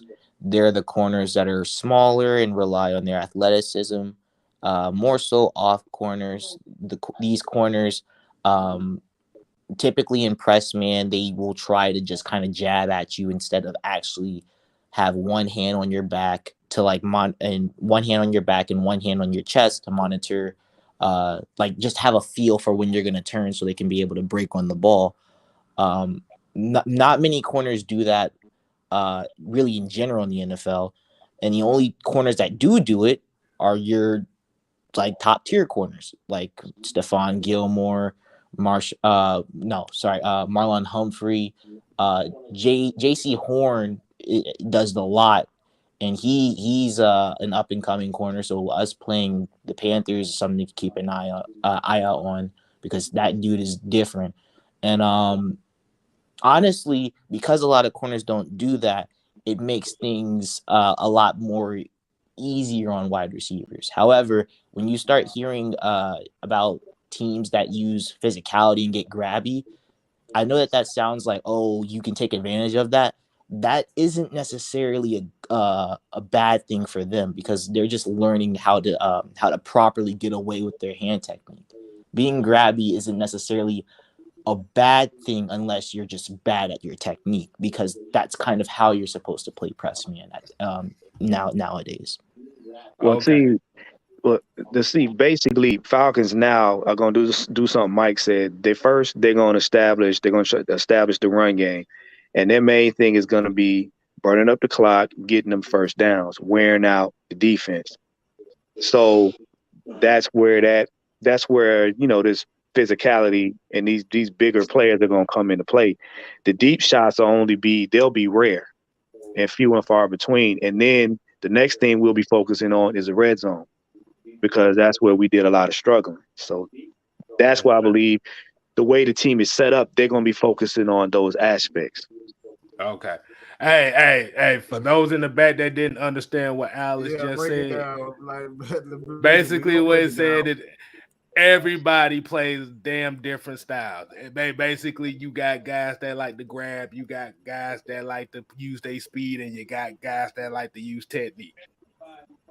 Mm-hmm. Pick a style. Yeah, basically. That's basically what he's saying. And then the bigger corners like to use their length.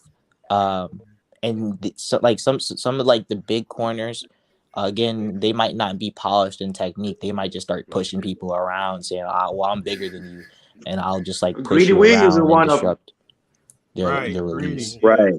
Which don't get me wrong, those lengthy corners, if you're not adapt to being able to defeat press and get like swipe clear of your hands and keep your chest clean, quarterbacks will look off because they're like, well, he's not open at the time that we rehearsed, so like I have to go on to my next read. So it's a delay tactic, but later on in the route, if that wide receiver is good at getting off of his breaks, that wide receiver would more than likely be open because that corner doesn't necessarily know like how to feel routes, which is really important to me. That's really important because if you don't know that, and let's just say you don't have good length, boy oh boy, you better have some good ball skills because you about to have a tough time. Also, let me ask him a question. Who's right now your ideal corner right now in the league right now? If you would pick a corner right now. Well, first and foremost, Stephon Gilmore is really teaching tape. But if I were to say young corners, as I said, J.C. Horn is up there. Patrick Surtain is up there. J.C. Jackson, even J.C. Jackson, I think is up there. But also, I don't even think he's fully mastered, but I think he's good at it. You a Falcons fan? You didn't even bring up. What's wrong with you? Oh, first of all, hold on. Look, Bobo, you about to get your card pulled, boy. Mike, hold on. I was about to get to it. Now you interrupted me. Hold on. First of all, don't make me say them words now. Don't you dare, say them words. Don't do it. I got you. Okay. So I'll put him on the spot. Let's also talk about and the other corners, which K Styles and Matt Mike are talking about, are AJ Terrell and Isaiah Oliver. Isaiah Oliver in particular has that growth that you guys saw was primarily from press man coverage. Granted, he did make a play that was in zone coverage to strip the ball, which with his long arms, I'm not really surprised. But him in press man coverage is so important because he, unlike a lot of other corners, has insane length. Mad Mike knows this. K Styles knows this. So getting him in press man coverage, not only can he just like disrupt timing if he wanted to, but also he has long enough arms to get away with proper technique. And in the case of AJ Terrell, I think Isaiah Oliver learned in these camps from AJ Terrell, because AJ Terrell, when the season started, that man got off just cooking. Whether it was disrupting his release, whether it was getting good technique, they were on it. Now, I will say this: do I think that AJ Terrell is gonna like shut down or at least like have a good chance against like the Stephon Diggs and those receivers? I'll be honest. He already did. He Not already really. did. But He already did. I mean, we just saw. What's wrong with you, bro? no. Hold on, Alex. Hold on. We got to get everybody's opinion, man. You breaking it down too well right now. We got to get everybody else's opinion as well. Basically, what he's saying is AJ Terrell's built like a praying mantis. That's all he's saying. Next person. Look, all right, Marquise, you got an answer to what Extreme X just answered about as far as the corner? Okay, ideal corner. Obviously, got throwing AJ Terrell. Clearly. Then that what was it? Nice veteran. Again, Alex said Stephon Gilmore, no veteran, but still can ball.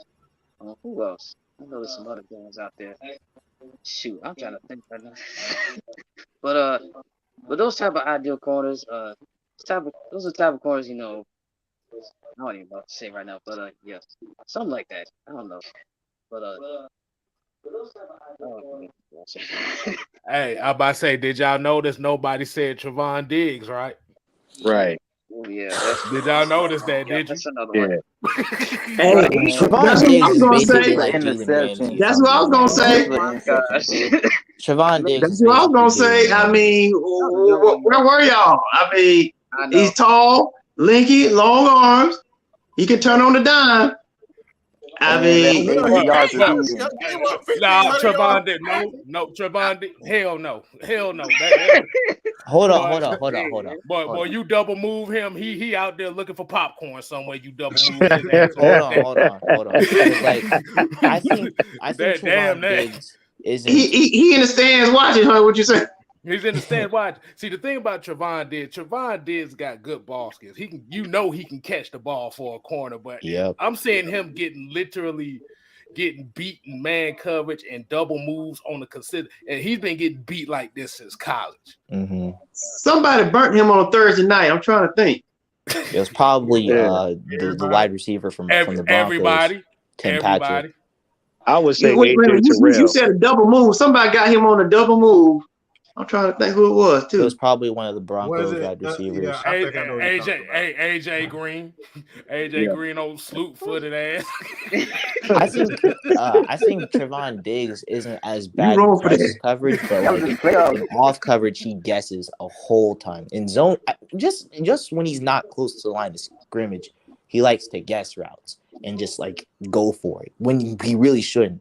There was a pick that Matt Ryan threw in the Cowboys game that shouldn't have been a pick, but it was more so because Stephon Diggs abandoned the zone that he should have been playing because it was a good route concept. It's just he just made a out of play or out of structure play, which can be good, but oftentimes will be bad because you get a good route runner in off coverage against him and you run a double move. That's toast. That's GG's. Chalk it up. You done lost. Take your loss. But the dude gave up an average of 17.5 yards per reception. Mm-hmm. Yeah. Is that really somebody you want to say is what you want? The thing is, man, it's no such thing as a shutdown corner. Period. Thank you. No such thing. That's true. But you know what? I like AJ Terrell because his technique allows him to adjust so that he doesn't get thrown off like that. If you watch AJ, he pays close attention to body language and movement so he can adjust so that he doesn't get thrown off when he's covering somebody. I'll say about AJ maybe last year before last, he least should have been leading the league in interception. He just got his head around late. That's another thing. I don't even think they teach that in football anymore. Dude, get your head around. This dude had 5 interceptions in his hands, and he didn't have his head around. But as far as being there and being able to break it up, he's there. Get your head around. Get your head around. Right. AJ Terrell barely gets targeted. Period. Yeah. They don't want that smoke, period. Head man. around. Mm-hmm. Like Prove it. with all, I think Casey Hayward didn't really get targeted from what I saw in him playing against the Raiders. But with our DB core, I could see Casey Hayward like getting the most targets out of all of our DBs. Even though I think Isaiah Oliver hasn't fully perfected his technique, even though he's really good at it, I think that Casey Hayward still might get the most targets just because he's an off coverage corner and you can just get simple yardage by just certain route concepts against him. So when the season starts, I'm gonna remember this dude right here. I am gonna remember this guy right here. Why you say that? Why you say that? Why you say that? I mean, he don't goddamn he talks like a defensive back coach, but with all these guys he talking about get burned. I'm gonna write his name down right now. Go right ahead. Right now. All these guys you talking about get burned, I'm gonna remember this name. I mean, every quarter gets burnt, but goddamn, when you giving up 1,100 yards. But like I say, man, it's no such thing as a shutdown corner. You gotta understand, so a lot of these guys have a help over the top. Because I remember when they tried to I don't know fucking why, try to beef up Richard Sherman. Nigga, what? Richard Sherman, I can damn beat Richard Sherman running backwards. I mean, that Legion of Boom broke up. Richard I mean, that nigga is straight up horrible. Come on, man. A lot of these guys, but I gotta get with my man Terrell, man. Like I say, he just need to get his head around, dude. He had 5 interceptions in the bag. Just get his head around. He's right there. I'm pretty sure they're gonna work on that. On that. Actually, I think they're gonna have the whole secondary work on that one. There's a lot of drop interceptions last year. There's a lot. Right. Yeah, it was. Yes. Right. Yes. Right. It was a lot. Yes. It wasn't even just Terrell though. It was more. So yeah, it was more the team. I'm talking like a hot potato, dude. I mean, the ball will bounce up, and you be like, okay, somebody's gonna get under, and it'll hit the ground. I'm like, what the hell? And if you know something else, they were knocking down a lot of balls that shouldn't have been intercepted. Yes, they were crazy. Yeah, they were playing more conservative than anything. Because they were really just trying to get stops more than anything. Yeah. Like in man coverage, like this is why I think like playing man coverage is really important for us, because what Dean Pease is doing is what practically the entire league is doing. They're trying to play more 2 high shells where they can play more, like Mad Mike has said multiple times on this channel. Like Dean Pease loves Tampa 2 and turn 2 high shells where they can keep stuff in front of them and force you into 3rd and shorts, and then play man coverage so they can get off the field. Like that's typically what teams are doing. But in order to combat this, teams are starting to run the ball more. Heck, even Kansas City, who last year up until the Super Bowl, they were literally throwing the ball as deep as possible because they were getting 1 high shells. But they had to run the ball this year. They really had to. They had to run the ball more than I think they've ever had to, because they simply couldn't throw the ball deep, and these short dink and dunk things weren't always gonna be as efficient. And even still, they didn't even run the ball that well. So, like they the one thing about Kansas City never scares me. All you have to do is take Tariq out. That's it. Tariq? Contain him. Put somebody on what's my man made from Georgia? Can't remember his name. Nicole Hartman. Put somebody on him and put somebody to bust ass when Kelsey go across the middle. Just pop him a couple times and he'll drop that ball. Trust me, he'll drop it. It's a tad bit easier said than done, but teams are still like, for example, let's just go with the Bengals, right? The Bengals, what they did to stop them and ultimately get an interception to seal the game is because they couldn't play 2 high safeties consistently, because they couldn't because they couldn't stop him with just with just rushing 4 people. Because whenever they would do so, they would try and dink and dunk to Tyreek Hill or Travis Kelce because that would be their security blankets. What they decided to do is they decided to play man coverage. They would play 2 high shell pre-snap and then switch to 1 high shell post-snap. Drop one of their defensive linemen into a spy that way. When everything is covered, and their safety would also swap on into the middle. So like if a corner got beat inside the middle, that safety would take on the rest of the route, and then that corner would be patrolling the middle. So along with that, they would be safe on the back end, and then if Patrick Mahomes tried to scramble, they would have a spy out there to contain all of this, which is really, really, really, really hard to do on a play-to-play basis. But they were able to make it work because they also had Jesse Bates, and Jesse Bates made that interception and sealed the game. But it's hard to do that consistently. But yeah. Hold on, I got a question for everybody. I'm gonna bring Tev in here as well. I got a question for everybody. And y'all said y'all brought up a name, and there was a story that was linked to this guy, Tyreek Hill. Did anybody see that underthrown ball that Tua threw to Tyreek? Oh my god, that's literally all people are talking about. Man, everybody's making a deal of it. I mean, just throw the ball. I mean, he gonna learn. He gonna learn. That's a whole nother speed. I mean, we already knew Tua didn't really have a big arm, so like I'm not fully worried. But Dude, that shit was hilarious though. The best pass David Tua threw was against Georgia. That's the best pass he threw. Other than that, no. No, dude. That's the best pass he threw.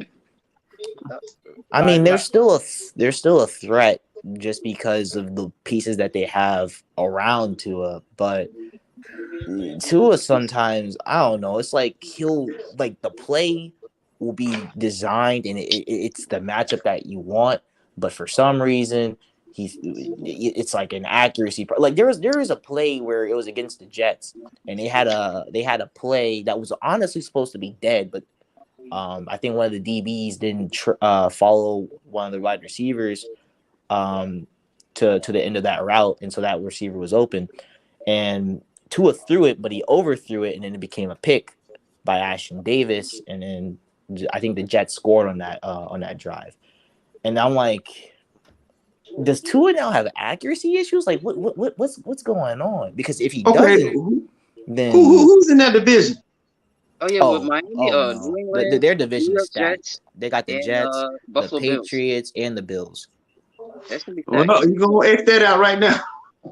The AFC is tough this year. Yep. It is. Except for the AFC South, every division stacked. Literally. Except the AFC South. So we can't do Super Bowl picks on this channel. I mean, you can. I'm not. You can. We kind of little early. We usually. I will wait. Oh wait, I already got my pick. But like I said, I don't normally start doing Super Bowl predictions until the season. But no. But seriously, dude, the Falcons got it right. They got it right this draft. They got it right. You gotta trust the process and get rid of these Negroes that think we're gonna go to the Super Bowl after 1 year. This is a 2 to 3 year process right here. We gotta trust it. I like it. I like everything they done. Right. So I gotta ask you the question. And I know this is the main topic point in Falcons land right now. Malik Willis or Desmond Ridder, did they make the right choice on that one out of those two? Yes. Go to somebody else. Let me think about it. All right. I'm a answer this. I'm gonna just say how it is. I did want to say something about Willis though. I want first of all, I'm glad we got Ridder because I like him too. But with Willis, I feel like his hype it built on 2 years ago. I feel like it was building a lot 2 years ago. That team was dang near undefeated. He only lost one time at like 14. But once all the good talent around him was gone the last college season, he struggled. So it was just like with Sam Howell for the past like 2 years. So I feel like with Malik, it was too much hype this year entering the draft. But the hype, it makes sense 2 years ago. So that was all. I wanted to touch on that. His thing is though, he got a good arm, Mhm. but his quarterback IQ and being able to read coverages and stuff like that and them progressions, that's what's gonna hurt him. Because you get him on a good team that's got a serious defense and a good pass rush, he gonna catch it. Especially if the O-line ain't gonna hold up the way it's supposed to in certain instances. That's a good point right there. That's why everybody is keying on Lamar Jackson right now. You know what I'm saying? Yo, Yeah, and I like Lamar Jackson, but I'm not gonna say he. But I think as far as coverages, he's not all the way there yet, and he try to force a lot. And plus, they know he's gonna run. You're not gonna run your way in the league like that, man. You gotta sit back there and throw it. So I mean, I'll probably have to go with Ritter right now, but we'll see. Speaking of Lamar, man, everybody gonna know he's gonna run now. Who's Yeah. he gonna throw it to? I mean, they do have Rashad he got his Bateman, Andrew. but that's kind of it. I mean, because your best receiver was gone to Arizona now, so just like with Kansas City, their best receiver gone over to Miami. Well, they still got Mark Andrews, but that's Yeah, about they it. got his Andrew. Oh, wait, I forgot. Hold up.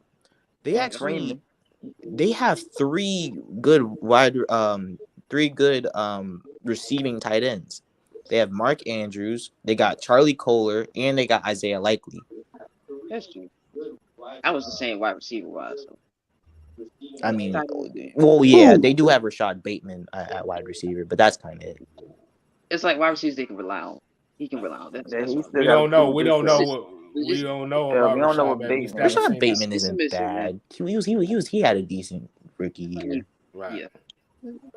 Because they got Sammy Watkins, ain't it? Nah, he left. You soft on him, Nick.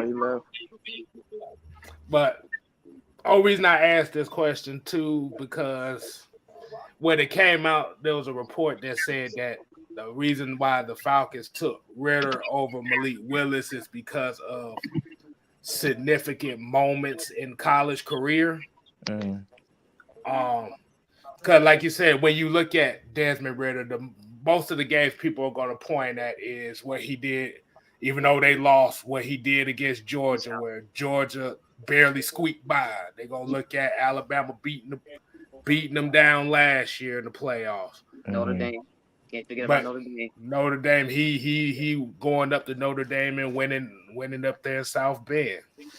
But then it's like when you talk about Malik Willis, you can't. And I'm just talking about from a fan's perspective here. I'm just talking about from a fan's perspective. I'm not doubting his game or nothing. But the thing is, can you name me one game where he looked dominant in to where you can say, okay, yeah, that's my quarterback? And the average person really can't tell you because nobody watched Liberty. And that's what it is. That's what it is. What conference do Liberty play in? I mean, first of all, Liberty. First of all, they were independent when Malik Willis was there, so they had to schedule every team against different conferences. Though, but one game they actually did well. I just remember it was 2 years ago. I think it was against Virginia Tech, and they shocked everybody. I think the time when they beat Virginia Tech was one of his best wins of the season. I think it was 2 years ago. That was surprising to me. But hey, K-Styles, can I ask you a point about Malik Willis too? Go ahead. I was how everybody doing first and foremost? Cash money. Yeah, we good, man. I was watching NFL Live today. And they said a stat about Malik Willis that was alarming to me. They said that as far as quarterbacks, he led all the college quarterbacks in broken tackles. He had over 25 broken tackles. And that's alarming to me because if you think you go get into the NFL and run DBs and linebackers over that, you got a whole other thing coming. No, that's not gonna happen. You better learn how to had to find out the hard way. As a matter of fact, You get your slide on, pimp. You gotta get your slide on. Yep. I got something to say on this Malik Willis and Desmond Ritter thing. First of all, I think the Desmond Ritter pick is good. However, I can understand people's views on Malik Willis because I do see the upside. Now, when we're talking about Malik Willis reading the What's the field upside? mentally wise, I do want you guys to know that his coach, the plays that he was drawing up, was just absolutely weird. Like Yeah. there was literally plays where he would line up in like a spread formation, and all of his receivers would be running a curl route. So like that's just what it was. I'm sure, Mad Mike, if you, because I know you have contacts to the coach that was coached Malik Willis. I'm sure if he got details on the coach, he would know that system was kind of off. The people evaluating in the draft knew that was kind of off. I think what people are just what they know about Malik Willis is that he's more of a guy that you wait for the boom, and Desmond Ritter can start now if you needed him to. So like that's kind of like really the difference. It's a pick your poison type of deal. I'm not mad at the Desmond Ritter pick. I like it a lot. I wouldn't have been mad if they got Malik Willis. That's just where I stand. And Alex, to your point too, when you were talking about upside, you are correct. We don't know what Malik Willis could turn out to be, but at the same time, we got to look at the work that he produced on the field. I mean, focusing on upside is what got the 49ers in this situation with Trey Lance right now. They're completely underwhelmed by him. Right. So True that. and they traded three first round draft picks for him? Yeah. Yeah. They traded. They traded up big time. Yeah. See, this is the reason why I don't like going by. Like I said, upside is a good thing to have, but when you don't really have a complete product, like or a complete package like that, see, the issue is I'm gonna use this for example. They draft Malik Willis. Mm-hmm. He got the biggest upside, but we don't know where he is at now. Mm-hmm. Right. That same coaching staff might not be here next year to see him develop. Right. Because as a lot of people always tell me, a coach is going to pick the guy that they want. Mm-hmm.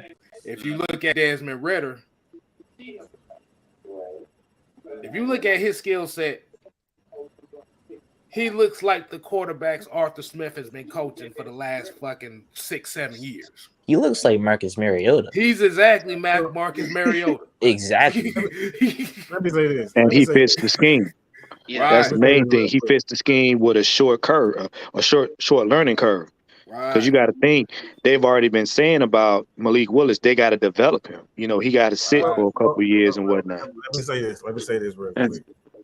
For one, when you talk about drafting a quarterback, it's always important to have a body of work. Why? Because let's just say, for instance, right?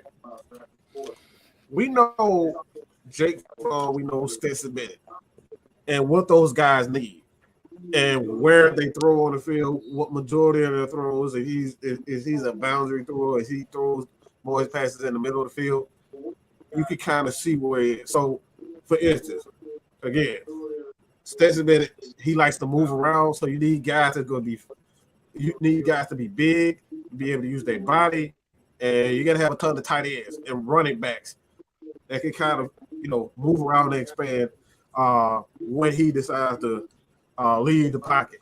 But Malik Willis, we don't know what he needs. We have no idea what he needs. We don't even know who the damn starting wide receiver for Liberty. We don't know any of the running backs. We don't know the linemen. We don't know the type of plays that we was running. I know what I saw. We saw Alec Pierce. We saw, Josh Barley, running back. I forget the running back. But we know Jermaine Ford, running back. The running backs, the tight ends, and the wide receivers. We know these guys and what they can do. Again, I don't know what the hell Malik does well, or the type of players you can put around him for his game to get better. All I know from Malik, he can throw the ball deep. and he can run. That's it. So how are you going to build a team off of that with limited information, knowledge of what makes them better? Because like you look at Russell Wilson, we know Russell, he got to have guys for the most part who big, physical, and they super athletic, like a Lockett. You know, those guys who can, you know, make things happen with the ball in hand once things break down and whatnot. So we know the kind of wide receivers and the backs that you need to put around him, and that's the issue. I know what's going to make Ritter better, but I have no idea what's going to make Malik Willis, because he don't really have a lot of tape. He ain't played nobody for what. And Mike, like you and K Styles said yesterday on the show, y'all said that what was it that y'all said, man? Somebody else go ahead. I done lost it. My bad. Okay, hold up. Let me so I'm actually go into depth about Patrick Mahomes in the 2017 draft. So you have people that were pro Patrick Mahomes and then people that were scared off by Patrick Mahomes. People were sometimes scared off by Patrick Mahomes because they labeled him as a gunslinger who overthrew / underthrew receivers because of his footwork. However, inside this tape, because there were some other factors going with Texas Tech that weren't so good that Patrick Mahomes had to operate in, there were aspects of him being a good quarterback, the quarterback that we see today. For example, his offensive line was garbage. His defense was garbage. So him making reads, or like him showing flashes of him making reads coupled on with his bad footwork, wasn't really shown that much, but he did do so. He made protections. He made protection calls at the line of scrimmage. He read coverages well, and he was able to make good reads and hit them on time, which is very important. He has a big arm, and he ran the Cliff Kingsbury system, also now known as the run and shoot system, as Mad Mike likes to call it. And also, the person that was drafted, or the person that drafted Patrick Mahomes, is one of like the guys that started it up, and that guy is Andy Reid.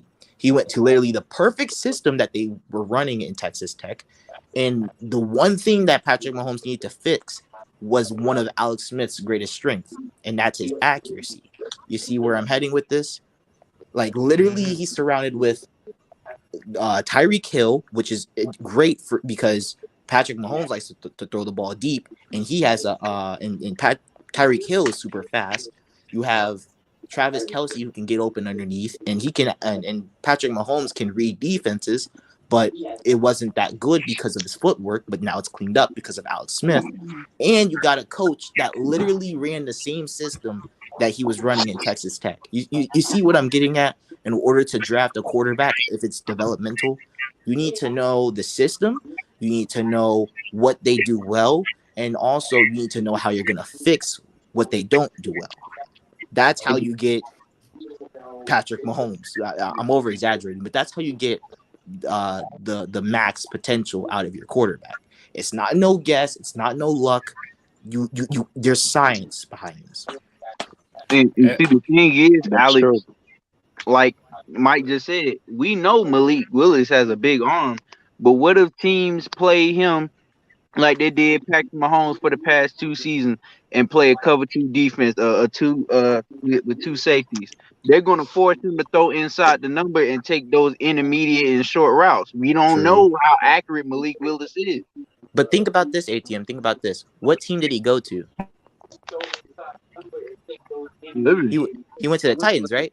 Oh, Yeah, the Titans. He went to the Titans. Yeah. Okay, so let me explain their system.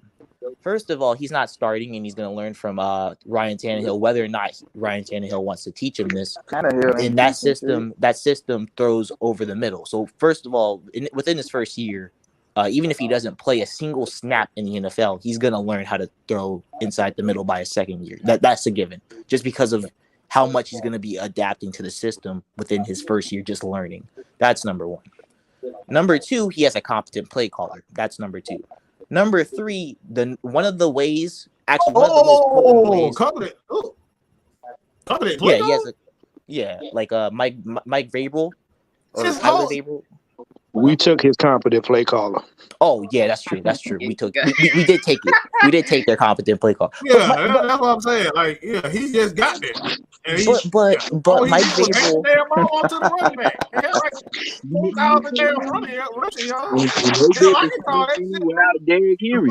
Just better to Deontay Foreman. True that. But don't sleep on Mike Vrabel because he's been he actually has been producing a whole bunch of good offensive coordinators as well. Hasn't. That was no. That was Dean P's defense that he was running. Okay, let's keep that real. No. Mike Vrabel is not a defensive coach. He's an offensive coach. You mean I know who that you're was talking about. that He's was an offensive mostly coach? Arthur Smith. If I'm not mistaken, I No. think he is. I don't know what kind of coach Mike Vrabel is, to be honest with you. I'm pretty I sure think he's Vrabel's a defensive guy, coach. but that wasn't his defense. That blueprint came Oh, from okay. Dean My P's bad. who he learned from. It like Dean P's went there and installed that 3-4 system that we know. They helped install that 3-4 system that he learned from Bill Parcells and Dean P. But that's what Bill that's where he come from. So when he's learning Dean P's system. Right. That's why Dean P's was running. That's why he was running it, and then you saw it that second and third year. It took a massive step back because, for one, that wasn't his defense. Right. So okay, but at least last year, the principle of going across the middle and kind of not replicating, but trying to emulate some of the stuff that Arthur Smith was running is what they tried to do. Now, did it work? Not necessarily, but they at least tried to. But also keep in mind that one of the ways to get people out of too high safety coverages is to run the ball, and they just so happen to have one of the best running backs in the entire league.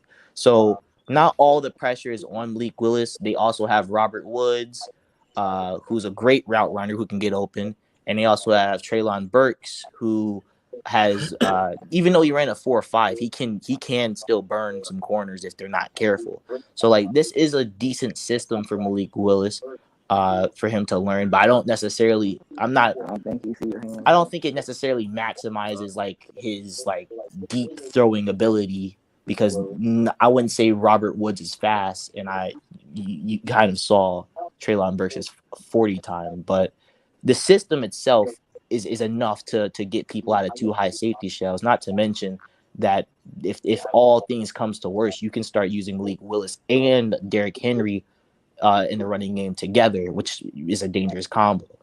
So that's one thing with Malik Willis. I think that's a good landing spot for him.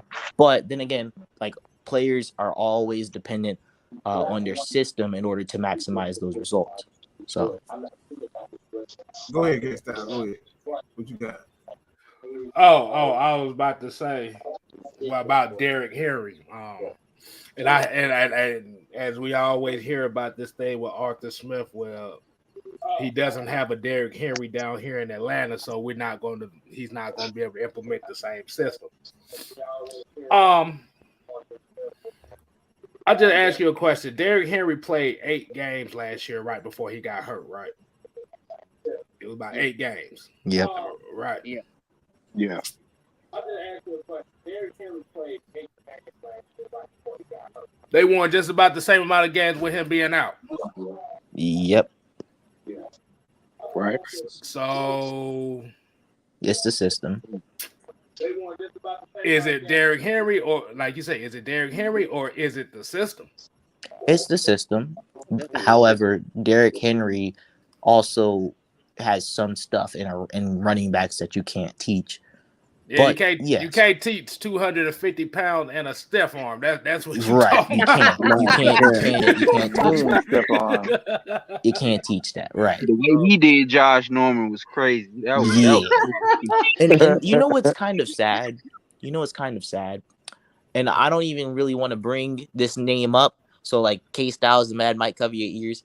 But if Julio had remained on the Titans with Malik Willis, that would have been one of the most optimal pairings for Malik Willis because you have Julio Jones who runs a 4-3 Look at Mike's along face. with Malik Willis. That So motherfucker can't throwing the stay on the ball damn deep. field. What the hell are you talking about? That's what I was about I to say. told you, Yeah. man, Mike. Mike's The eyes cover, almost fell out his head. You ain't gonna get away with no bullshit like that. He can't stay down healthy. How the hell he gonna be a vulnerable damn attack?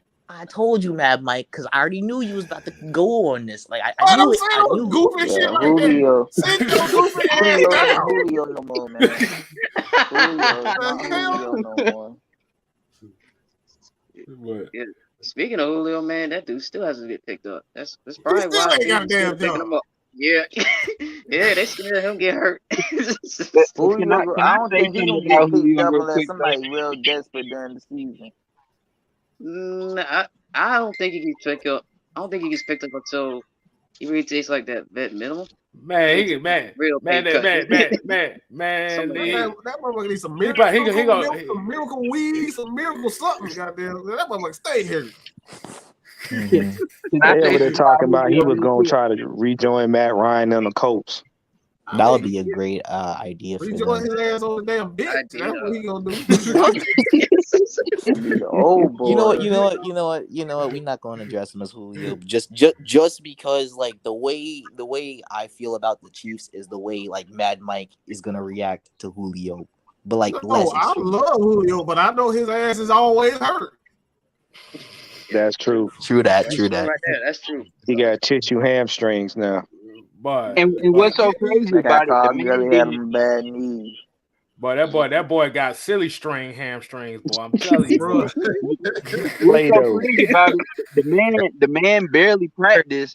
He just did. He put that work on the field straight on talent. Meanwhile, you got DeAndre Hopkins taking PEDs, and y'all had the nerve to say this man was better than Julio. Yeah. Has got the nerve to still be hanging around with Terrell Owens. Practice. I'm inclined to believe that the stuff with D-Hop is an accident. Like somehow that accident. That's how he made it seem. You can never buy that's an accident. Making it seem like it's an accident. Nah, that wasn't no accident. And you ain't got no damn job, and you still hanging around T.O. Like, you crazy? Something wrong with you. At least T.O. playing in the league doing something. He's in A league. Ain't T.O. in the family? That be that man control football league too. He can run all the goddamn That boy gonna be in that boy gonna be in the WFL, the wheelchair football league. Oh man, you ain't have to do him like that, Styles. That's crazy. Like this. I got it. That's not. I should be laughing at this case, Styles. That's not right. You making me feel like a bad person. That's not right. Speaking of receivers, I know y'all saw what Antonio Brown said a few days ago on that podcast. Oh no. Don't bring that ATM. Look, let me tell you something. That man said racism is not real, man. I need him to stop smoking that Kanye. He on that Kanye. The dude is a crack baby. Leave that crack baby alone. Yeah. Man, he's smoking that Kanye. Leave him alone. Antonio Brown, go look at the podcast he did a few days ago. That man said, "I got $100 million contract. Racism ain't real to me." He basically said the same thing that Herschel Walker and his mama said. Listen, he went ahead and talked about Colin Kaepernick, like, bro. Okay, that's shut up. up. You don't criticize. We should never say Colin Kaepernick's name ever. Listen, I don't take nobody seriously. They take their jersey off in the game and start doing aerobics in the end zone. I'm sorry. The moment he did Antonio that, Brown somehow escaped rape charges and then got back into the league and then went ahead and took off his jersey and started doing some stupid stuff and talking about Tom Brady, and then went ahead and talked about Colin Kaepernick, and then went ahead and talked about racism. Like, what the? Look. This is the same wide receiver whose touchdown celebration involved him twerking in the end zone. So I don't believe anything his ass said. No, he's just out of his mind. I need him to call up his cousin and have an intervention. Exactly. Hey, look, we got Ho J, aka Ho J in the building. Oh my God. Hey, What's up, y'all? How y'all doing hey, tonight? what's up? Hey, what's Call up? him. What's up? You can call on Ho That J. is my this is Call Mike's him. nickname for me, bro. Look, if y'all wondering where the nickname came from, blame Mike. Mike gave me the Blame nickname of you. You the OJ. damn hoe. Ain't got nothing to do. Hey, Mike. Hey, Whoa. you should know that. You better watch our I know girl it's around this Friday damn Night hoe Madness. right Come here, on, boy. man. Yeah, Look, they don't need to you know better watch that. it. See, they don't need to know that. Hey, Mike, you ain't got to out him on the game like that. Mike, you ain't got to out him on the game. I'm about to say, if he want to go around, he want to go and get one of them players off the Atlanta Dream, he can. Hey, don't even bring What that you up. doing, Mike? Hey, That if ain't you gonna Don't do bring that, that up. let me Atlanta be Hey, that. that's Dream what I'm balling saying. at Louisiana That's Tech what I'm game. saying. That's Hey, what I'm saying. I'll join shit. I'll be on for it. Exactly. Oh yeah, as far as Come Atlanta on, Dream Mike. game, When y'all Don't as mess far as up the when y'all man's see me tailgating game now. Exactly. when What's y'all that see game? me when y'all see me next to Nas Hillman or you see me on at sideline of the next Dream game, don't ask why. Just know that's why. Hey, speaking of Dream, hey, just a bad night today. Okay. Everybody has this bad night, so God yeah. damn. Don't sweat it. No, I don't even want to. Yeah, don't If I'm sweat gonna it. speak, if I'm gonna speak on the game, this was our worst defensive game we've had all year. Ryan Howard has a busted lip. If y'all Yep, don't know, if you yep, haven't been saw watching that. the Dream, Saw that. They y'all played need tonight. to. Yeah, Yeah, we they played played tonight. tonight. They played the Aces, and the Aces came in their building and smacked them in the We got face. our It ass was like beat. We got our ass beat. I think it was 96 to Shit, 73. we they 2-1. It's all right. Yeah, Yeah, 96 to it's still great. It's still a 73. great start. It's still a great That's start. rough. It's still a great start. I Still think early. tonight we just got outplayed. Like I think that was it. And then losing Ron at the time we did with that, I think she needs to. If anything, she needs to sit Sunday versus Indiana. I'm really not scared of Indiana. They're rebuilding. The one thing about Indiana, they actually play hard, so you can't sleep on them. Don't sleep on them. They play Indiana hard. had 5 And then draft picks. they scooped up a flurry of It was rookies. only So 3 many draft. rounds. Yeah, they had like They 8 scooped up. rookies by the end of the Yeah. draft. Their Yeah, it whole was only roster 3 was rounds. rookies Like Yeah. how? And because speaking of they the had Dream, 3 first-round picks. yeah, they did. Yeah. Yeah, They had 3 or 4. It was one of those two. But anyway, Ain't yeah, there like speaking of the only Dream, 8 teams in the WNBA? they there's had only that many 12. picks with only 12. I think it's 12. No, There's only 12 teams. There's only 12 teams. yeah. So they There's only had 12. 8. They had 4 How? first-round What? They talk picks. they talking about expanding soon. It's just a matter of when. They How need was that to. even allowed? Oh, I don't okay. know. All Trades, right. Yep. trade Yep. market. That's Nah. all they did. Nah. They traded their stars away. Like Yeah. Indiana, they got their young squad, but they're real Well, hungry. They remind me of the Dream last year, kind of I sort of. I well, think they kind of just need vets, but they got what? so many draft picks and they cut them all, which is I so can crazy to With me. appreciate the Indiana? You WNBA, but gonna how understand it's how not we the gonna same dream trade team from last players year. for picks when you Oh only yeah. got 12 Yeah. teams? Like I don't Right. understand that. Like that This don't is even a make complete sense. different team And as far from as last year. and as far as Indiana, they didn't trade all their stars now. They still got the Mitchells now. They still got Kelsey and they still got Yeah, Kelsey and Tiffany but Mitchell. Those two are their star players right there. Who? So Kelsey Mitchell and Tiffany Mitchell, they're both guards for the team. They both can score. Hmm. They both can Okay. score. But You say yeah, They that related or they, something? huh? They No, related? yeah. no, I they're don't know if not. they relate. No, they're not. It's unrelated. That's Unrelated. crazy. How how Yeah, how, that was how kind does of that weird. happen? Oh, okay. Yeah. I don't know. You just said That's it's 12 wild. teams in the league. You're gonna have people with the same Of last course, name on of them. course. Exactly. Yep, of Yeah. Yeah. course. Here Exactly. we go. It's Exactly. 12 Man, you teams. ain't got that Somehow they many get the options. same It's not person on like the the 12 teams. NFL. You got 32 teams. You can have 32. You know, it's with 50 different players. You might have some. You got 12 teams. You bound to have a couple Smiths, a couple of anything Jones, you can think of a last name. They probably got it. Jones, Daniels, Williams. William. Cousin, We how got you like two. do? Don't we have? I think the Dream got 2 Williams. Well, I know I think we had 2 Williams last year. It's a lot of that in there. A lot of them are gonna have the same last name. You talk about Dennis Schroeder. The Dennis Yeah, Schroeder looking we're female. gonna talk about Dennis Schroeder. Yeah. Hey, Cal, you know you dead wrong for that.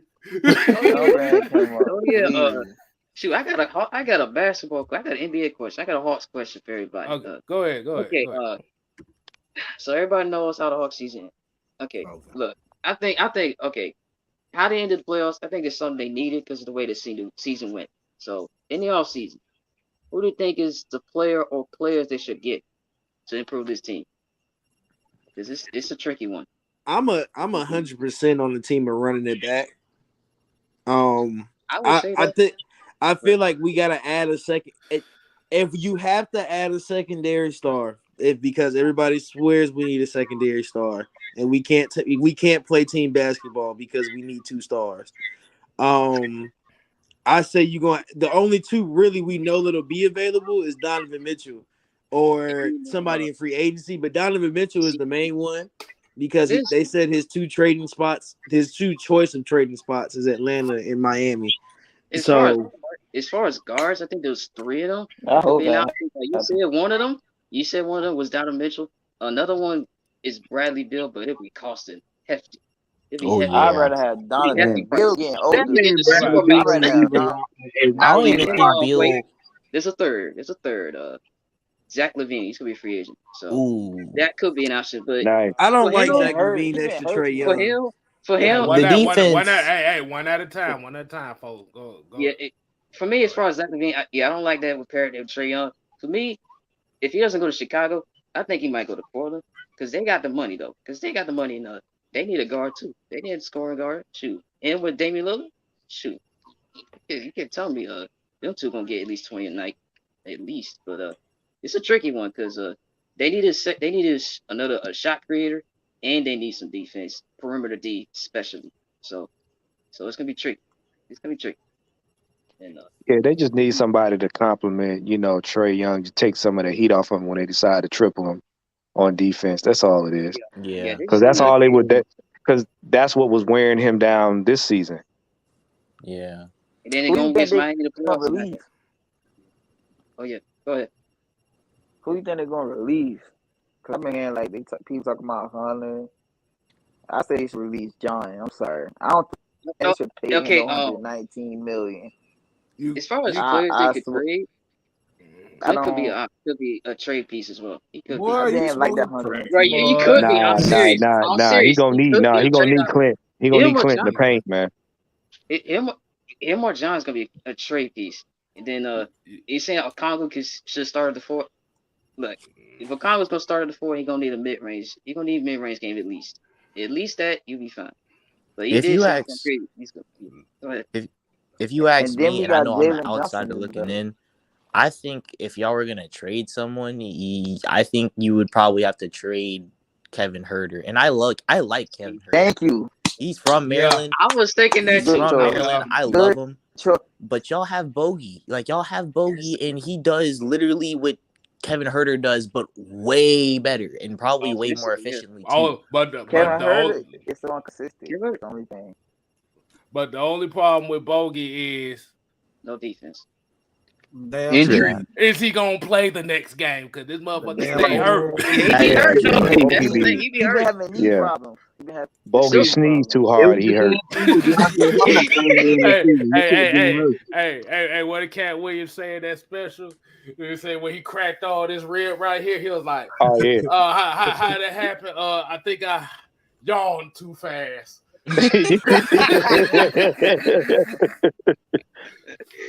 Yeah.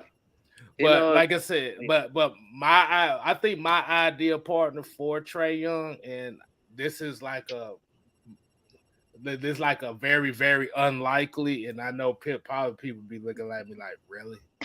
But I'll say Lonzo Ball would be the perfect running mate for him. Ooh, I like that. That'll be perfect. And he got defense too. Right. Yes. Yeah. You talk about 2 playmakers, 2 scorers, and one can play defense. Oh my gosh. See, that's why Chicago sucked in the postseason. Yeah. Yeah, because when they playing team ball, I mean, when they playing team ball, they almost unstoppable. But when you got Trae playing and everybody watching them like, ooh, he about to make a basket. Mm-hmm. It's because It what get kind of essentially one sided. Yeah, because what essentially what you're looking for is you're looking for another guy to let Trey play off ball.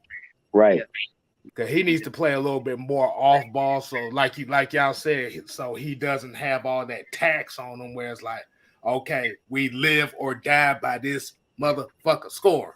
Yeah, Mm-hmm. he should do something similar to what Golden State did with Curry, something like that. He terrorized Trey, man. We gotta find somebody that's in that Mhm. pressure. They got. They I think they terrorized will. my dude. I think they man. will. They got to be Yeah. creative with that. Man, And they put the I Jordan mean, rules on Hunter, Trey Young, man. What about?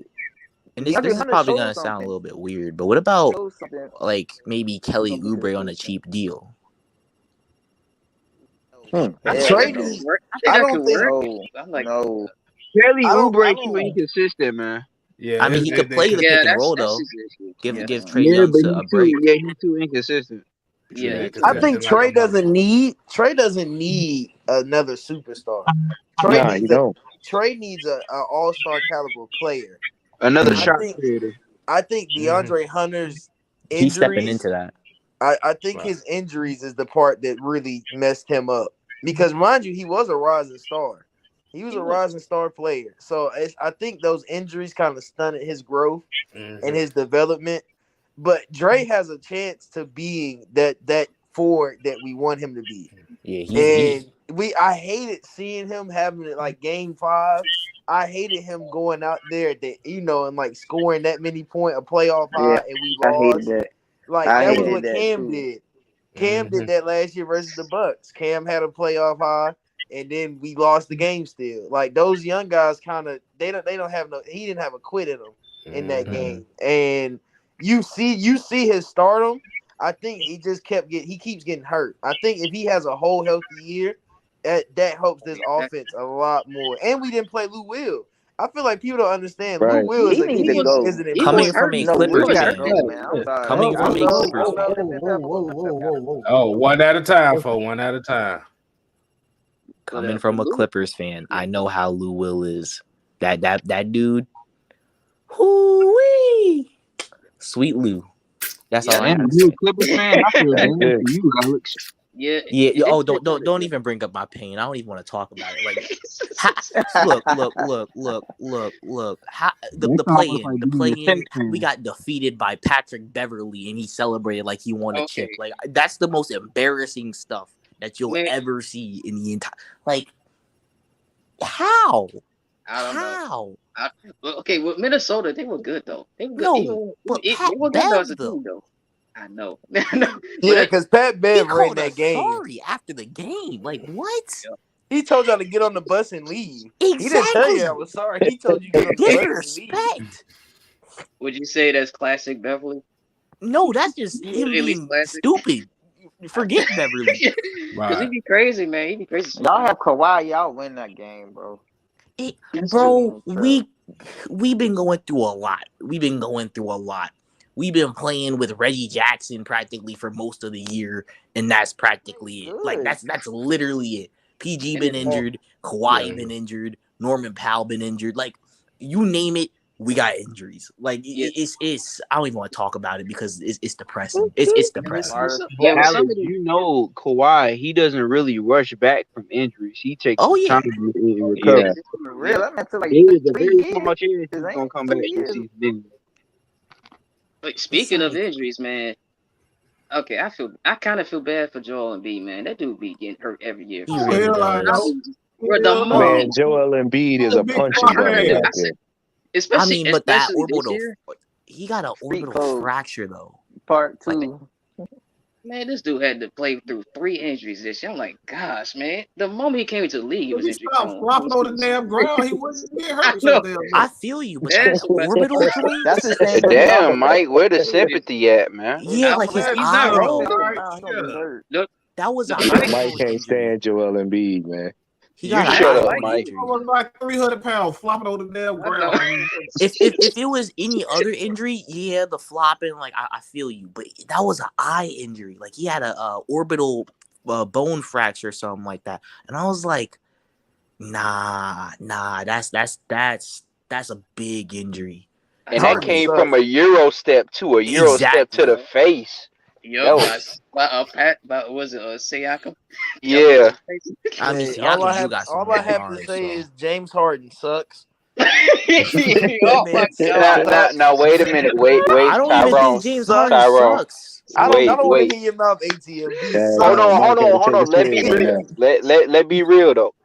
James Harden is a NBA 75 player of all time. He Man, shut doesn't up. suck. Let me But cut hold this on, piece let hair me right. get it out.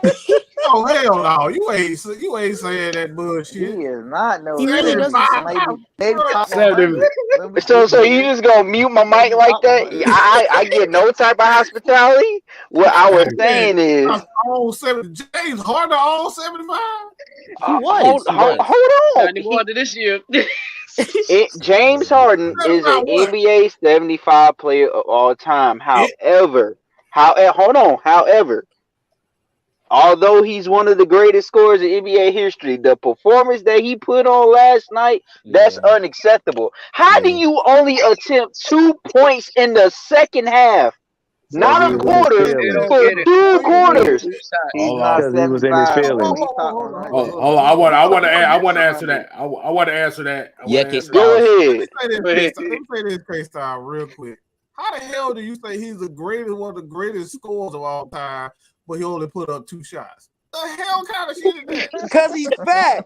Probably It's because he's because getting doubled. So now we fat shaming folks now. Come on. Hell yeah. ATM. You be like that. ATM. I do. Joel and Nicola fat. But Mike, we going off a body of work. Like, yeah, like this performance yesterday was on the same level as Game 7 versus the Spurs, that series. But if you look at the work that James Harden has put on the court as for a career, Bruh, he is one of the greatest I ain't scorers. trying But to hear that what shit. he did last night, that was unacceptable. That was nasty. I can't believe it. Hold But on. on the other hand, oh yeah, K James Styles, Harden you got got it. Hold on. Let me get this out the way. I call bullshit on that. I second. Bullshit on what? James Harden in general, because for one, like I said, this is not to you because I know they put him in the 75, but the thing is, what does he do besides step backs and flopping at the rim? What does he do besides those two? That is I don't true. know. Man, He used to blow by defenders like crazy too. That is he true. can't do He that used to no blow more. He by just don't got defenders. that He can't speed do right now. that no more. Man, James Harden's biggest issue is when the situation ain't going right, he clocks out and he starts to pout and he Right. gives up. And he don't care if he just run up and down the court and watch you play. Oh, so he LeBron. Oh, no.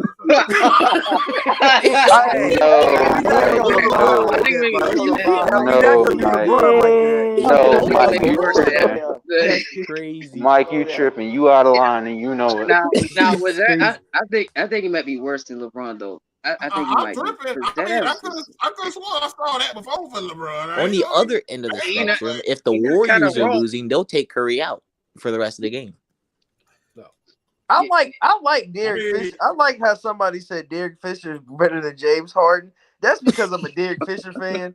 So I'm gonna accept that. I'm gonna let you have that one, bro. You get a shout out for that one. I give you a shout out for that one. Look, I also keep hearing Rudy Gobert's name popping up. I'm like, oh yeah, okay. What does he do better than Clint? That's what I be saying. Like, hold on. And no Congo. Hold on. Okay, so Rudy Gobert, I think he's good. I think he's? Okay. Here's what I'm gonna say. Okay, Rudy Gobert is insanely long. Pause. He's insanely long. I can't say that with a straight face. Never mind. Forget it. No, go ahead. Go ahead, man. We play it. All right. So he's extremely long, and he has he has enough quickness to be able to switch on some guards, not most guards, but some guards, because typically on switches the guard is gonna just cook most of the centers, but he can hold on with some guards. But his length is really what makes him so good. However, these past few years, where Rudy Gobert has been the problem, wasn't necessarily on Rudy Gobert himself, but it's because the Jazz players have been allowing a lot of penetration. But when Rudy Gobert has to split, has to rotate over, and most teams are playing 5 out to stretch Rudy Gobert out, someone should be rotating to where Rudy Gobert is helping from. However, the Jazz simply don't do that. They leave him on an island, and whoever he leaves, he leaves. So they're going by the rule of if Rudy Gobert leaves a shooter, we're gonna live with that shot and hopefully he misses. However, for example, with my Clippers versus the Jazz, Terrence Mann freaking turned into JJ Redick and they lost. So that's like that. I don't think Rudy Gobert is bad, and he does deserve being a top tier defender. But he doesn't necessarily. He's not the entire team defensively. That's what I'm saying. You know where Rudy Gobert is elite at, and why he's elite when he plays Euroball. Like when he played in the Olympics last year, why France was so elite is because he doesn't have to lead the paint. There is no 5-second rule when you play Euroball. He can just sit in the paint the whole time and just block shots. And I think, that's the reason. There's no 5-second. They barely call fouls. If you go to the rack, you gonna get hit. That's why everybody said USA was gonna lose because they kept playing rough ball, and they ended up getting better by halfway through the tournament. But when they first started, they was getting beat up because they don't call a lot of fouls in Europe and any really FIBA basketball. Like they don't call a lot of fouls. It's straight up. We gonna play street ball half the game unless you get flatline, like unless you get hit hard. That's when they'll call a foul. Yeah. So I think for Gobert, he's so elite over there. Like when he comes playing the NBA, it's harder for him to play. And I think Luka said it. One of the Euroball players said it. It was like so elite. He's so elite when they play him overseas because they can't guard him. You really can't stop him defensively or offensively because he doesn't have to move from in front of the basket the whole time. He's literally and I think that's why I say when you add him to the Hawks, what does he bring that Clint Capella doesn't bring?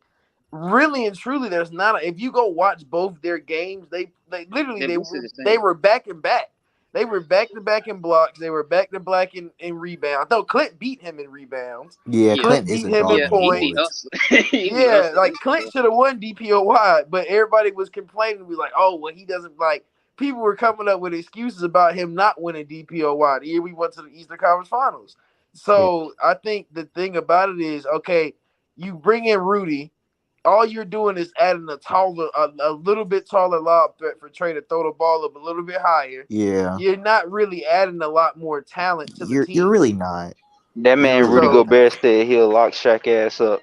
Like with Rudy Gobert, all you really get is a better rim protector, and that's kind of it. And even then, it's not that big of a gap because Clint Capella is really good in his own right. That man can block shots. But in Rudy Gobert's defense, if you put Rudy Gobert on the Hawks, you also might have a slightly better defense just because again he adds more rim protection value in that, like the open threes when people try to play small ball and stretch Rudy Gobert out, because the Hawks actually rotate and try and rotate and help and X out and close all the gaps.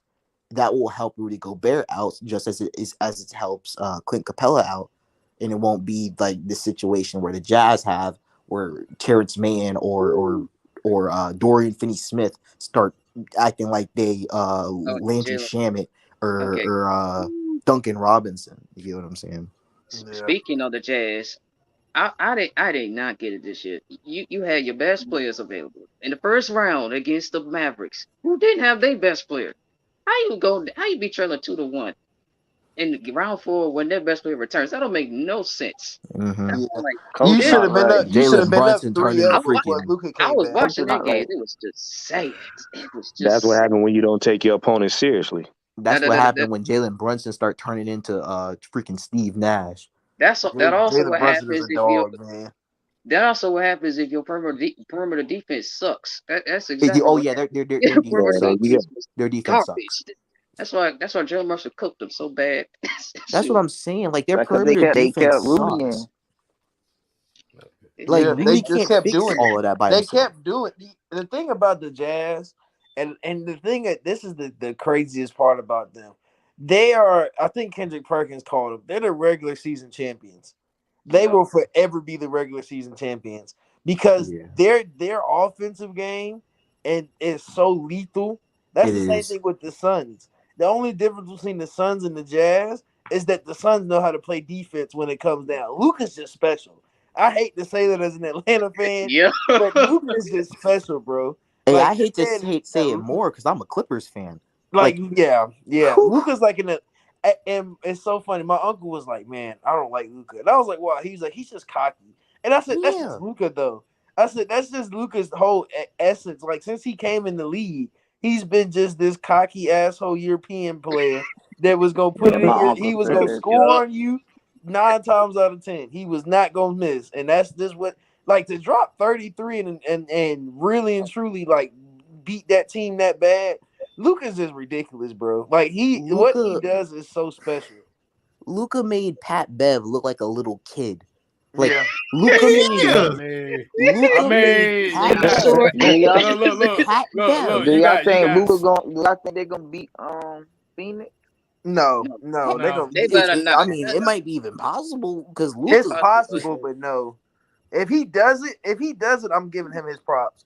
I'm already giving him his props, and I hate that man. Like, that man scored 50 in a game 7 that we won against, and like that dude, I hate him because we have to play him so much, and it's so hard to stop him. Like you can't stop this dude. This man started turning into Dirk Nowitzki mixed with we ain't gonna disrespect the business like that. My bad. But this man started hitting one leg fadeaways and turning away, pump faking. I can't lie. That man trying to like emulate Kobe as much as he can, but it's so annoying. I hate it. Yeah, if you do compare him to Dirk, it'd be like like a smaller Dirk with a lot more playmaking skills. I mean, his playmaking is surprising. Yeah, they've already tried that. They've already talking about trying to compare him to Dirk. You know that whole Dallas, bro. One thing about Mark Cuban, and one thing he's gonna do is go find that Euroball player and bring him to America, and damn turn him into a superstar. That's one thing Mark Cuban gonna do. He gonna turn the European star into, and he commented on that, and everybody asked him why, and it was a really non-appropriate statement because he said I'd rather go get somebody that plays basketball that makes mixtapes and wears jewelry, and I felt that felt like that was not a good statement to say, but when you think about it, like that's what it was. Yeah. It was racist because you could tell, you could hear it. Like when he said it, I was like, okay, Mark, that's not what you're supposed to say. You're supposed to say something else than that. But if you look at his team, I mean, the paper bag test is kind of the whole roster. Besides Dorian Finney-Smith and what's the other one? Oh my God, Maxi Kleber? No, not Maxi. He definitely passed the paper bag test. What's the one with Alfred Payton? Not Alfred Payton. What's the Reggie Bullock? Reggie Bullock. Yes, I hate Reggie Bullock so much. I was like, yeah, I know. God, I hate Reggie Bullock. I hate Reggie Bullock just because he talks so much shit versus the Hawks series. Like, that is annoying. The one thing we happy about that, we kicked the Knicks' butt last year in 5. So at least we kicked their butts. So, but it's gonna be one interesting offseason. I don't even want to talk about Luka no more because he's making me depressed. Philly got some questions. Brooklyn's got some questions. LA got some questions. LA Lakers got some questions. The Clippers have questions. I wouldn't say questions. If y'all get your 2-star players back, y'all should be hopefully if they're healthy. Hey, I'm about to say, let's go ahead and wind it down for the night. God damn, it's about 11:01 right now. Yeah, my battery's about to die. So we're gonna go ahead. I'm waiting for you gonna say that I knew it was coming soon. Yeah. I gotta go work in the morning too. So Yeah, so we could get everybody's final words on what y'all want to talk about. I kind of have a feeling. Oh, he ain't in here, so I about to say I had a feeling somebody was gonna talk about something else. But get your final words in. I go first because I'm finna get off. I I I didn't get into the Falcons discussion, but I'll go into a little bit into it. The trade today was surprising. I wasn't expecting the trade today, but it was a good trade. We didn't trade no players away. We traded a 5th-round pick and we got a 7th back. So we still didn't really lose a pick. We got a player. He's actually cheap. I mean, he's not even on a deal yet. He's still on his rookie deal. I think all around that this team, like, the over under for this team this year, and this is just on a gambling note, is 5 wins. So Exactly. if you look at the schedule, we can win more than 5 games. Yeah. And I think people are going to underestimate us the whole year. I expect us to go in as an underdog every game. I don't think we get the respect we get. And if we're good, I don't even think we get power rank good, which is crazy to me. Like we can really go we could go maybe. And this is just a guess. We could go 12 and would that be 12-5 because 17 games. We could go 12-5, and we probably would be like 13 in power rankings with a team that's worse than us up higher. So we have to see. You just have to really wait for that. But this is gonna be a fun season. This is a no. I feel like we should go in this season with no expectations.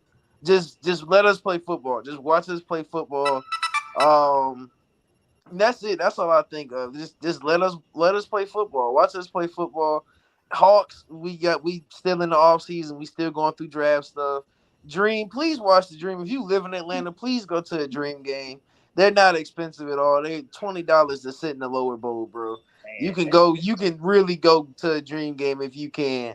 And support, bro. We almost sold out tonight's game and we sold out the first home game. So let's keep that trend up. Let's almost sell out every game this year. Let us not have. I want to look at the crowd and see people in the crowd. I don't want to see an empty crowd. So please go to those games, support them. We're gonna be good. It's not gonna be like last year. If you went last year and we got blown out, you don't have to worry about that this year. We're a competitive team. We're not as much as people want to say we're rebuilding. It's the same thing with the Falcons. As much as people want to say we're rebuilding, we still are a good team. Like we are a team that can win, and we're gonna make the playoffs. So you want to be a part of it. It's gonna be a special season. I think that's all I got. I don't know if the Braves won or lost. I just know that Dansby. We have the most attractive infield in baseball. That's all I have to say. Yeah, I got a final score on the Braves. You want to know? What was it? 11-6 loss. God. Hey, we got to do 2 more times. We got to do 2 more times this weekend. I just want to say Will Smith is lucky. I love him for what he did versus in the World Series because I was going to go on a bad rant on him tonight. But I'm not going to do that because I love him. But that's all I got. That's what another one closer to Tyrone, what's that tweet that you put about Will Smith? What was which one? You said which one? It was the only. He said the only Will Smith the one on the Braves. The other one Oh yeah, that was a mean tweet. I was like the only Will Smith I'll acknowledge is Will Smith on the Braves. So yeah. All right. ATL, you got your final words? Yes, I do, and this needs to be. Hold on. I'm thinking where you might go with this, but go ahead. I'm trying to see if I'm thinking where you about to go with this.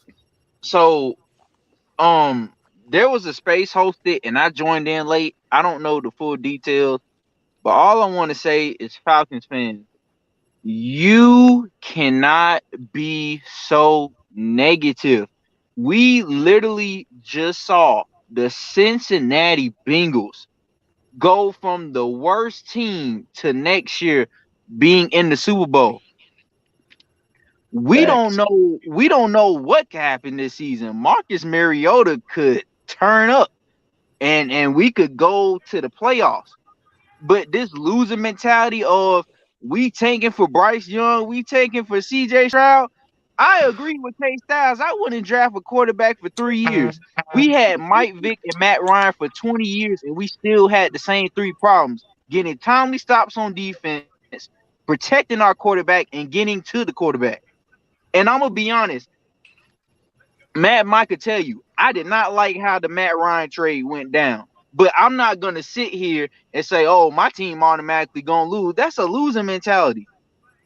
If you feel that way, why are you even supporting the team? Why are you even watching the team?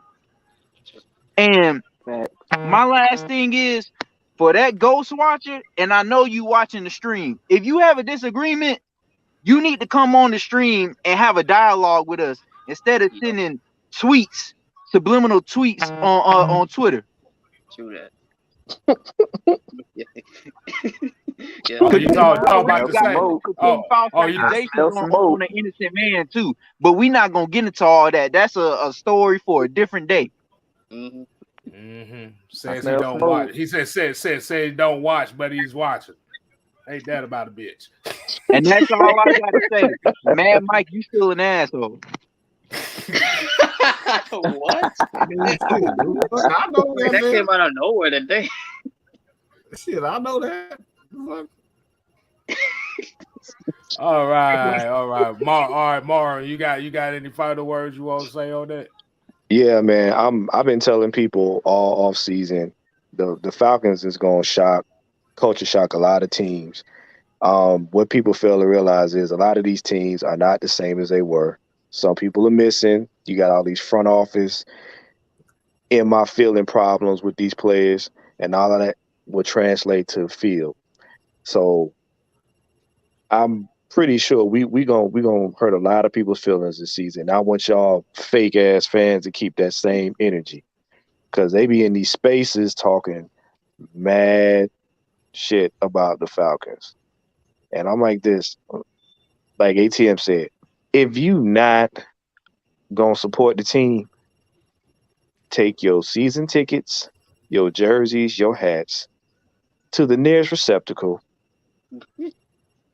and leave. We won't miss you. Not a drop. True.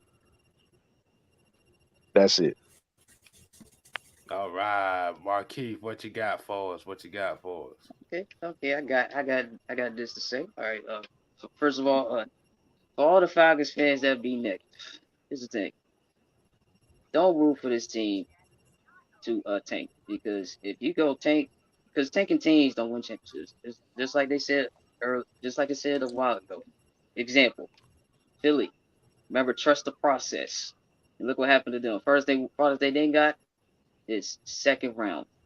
That's the farthest they got. They ain't even got to a conference final since that. That's Since an example. 2001. That's another example. Sacramento. I know they ain't tanking, but they look like they tanking. They haven't made the playoffs in 16 years. That's a freaking embarrassment. So don't root for any Atlanta sports teams to tank. Support these teams.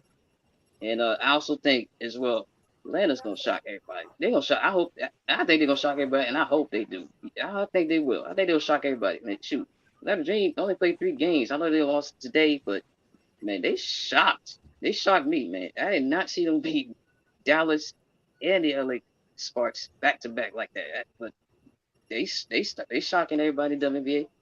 I think the Falcons gonna do the same. So yeah, support the Atlanta sports team. Keep rooting for them to win.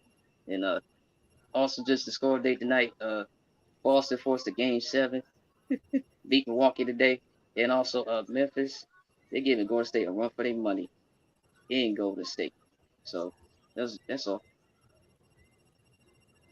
Okay, Tev, go ahead, man. What you got for your final thought, man?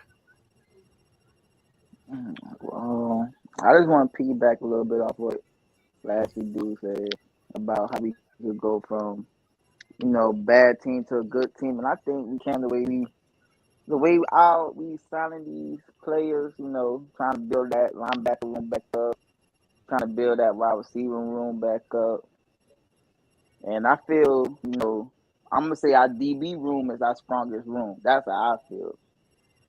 I feel like DB room and with the signings they've been making at linebacker, I'm gonna say they second, and wide receiver is kind of back there in third. But I feel like I said earlier, yeah, we building for the future, but we building to win now also. Take a look at who we signing. We signing veterans. We signing young dudes trying to prove themselves that they belong. And with it, we got a tough schedule, top 10, this tough schedule, yeah. But yeah, I feel we're gonna do something this year. I don't know why, but I really feel we're gonna do more than what people think we're gonna do. But how they building these, trying to build this team back up. I love the way Terry and Arthur are going about it. I really do. If you ain't developing, improving, you gone. If you is, you stay. That's why Sheffield is gone. He didn't get he didn't get it quick enough like AJ did. AJ had it since day one and then came back the second season and just went crazy. So I really think we're going to surprise a lot of people this season. I really do. I'm just ready for the training camp and all that to start. But I appreciate y'all bringing me on, man. Y'all know y'all the GOATs. You and Mad Mike. Y'all the GOATs. Love the show. Watch it every time y'all come on, man. Oh, man, we definitely appreciate that, man. We definitely appreciate that. All right, Alex. Well, what you got for us, man? What you got for us? I ain't even got much to say. Screw the Chiefs and Scout is out. Oh yeah, and in case I didn't say it loud enough, screw the Chiefs. Okay. Why? All of their picks should be revoked. They should never be able to draft ever again. Okay. You should have added Matt Mike in that fire that GM. Mike. Fire that GM. That GM too smart. I don't like that. You need to leave. All right. You want to go, Mike, or you want me to go, man? Go. I got something. Yeah. All want right. to hear this. Okay. Yeah, Mike talk too much anyway. Let's hear what you got to say. Wow. All right. If y'all want to know why they ATL Joe asked why he called Mike an asshole, because these two are like brothers. They can't stand each other, but they love each other. They can't stand each other, but they love each other. But my final word is his face. Go ahead, sorry. They can't stand each other. but that's big brother, little brother right there. So like I said, that's what they got. So yeah, kind of piggybacking on what everybody else has been saying, man. You got the rebuild that you've been wanting.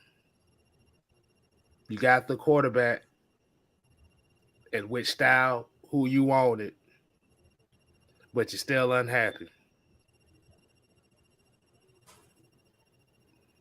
What else do y'all want the Freaknik that you want the Atlanta Falcon Freakniks to come in or something, bro? Because I don't even know what more they can do. Like I said, you got Desmond Ritter down here now. The draft is over. The Ritter Malik conversation shouldn't even be talked about no more. Not right now, anyway. And kind of what ATL and what they've been talking about, the people that be sitting here in these spaces already counting the team out, talking about Bryce Young, take it for Bryce Young. I can't go a whole show without saying it. I got 5 words for you. Sit your goofy ass down.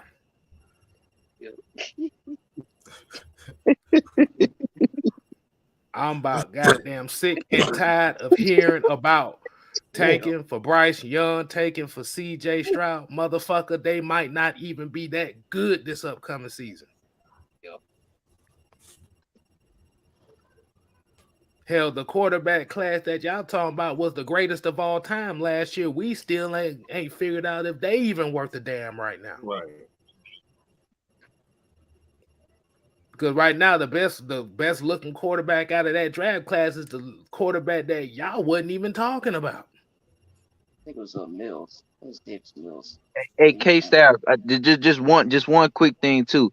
I find it funny how those same people, knowing that we've had offensive line issues and defensive issues for the longest, they don't say tank for Jalen Carter or tank for these offensive linemen. It's always tanking for a quarterback.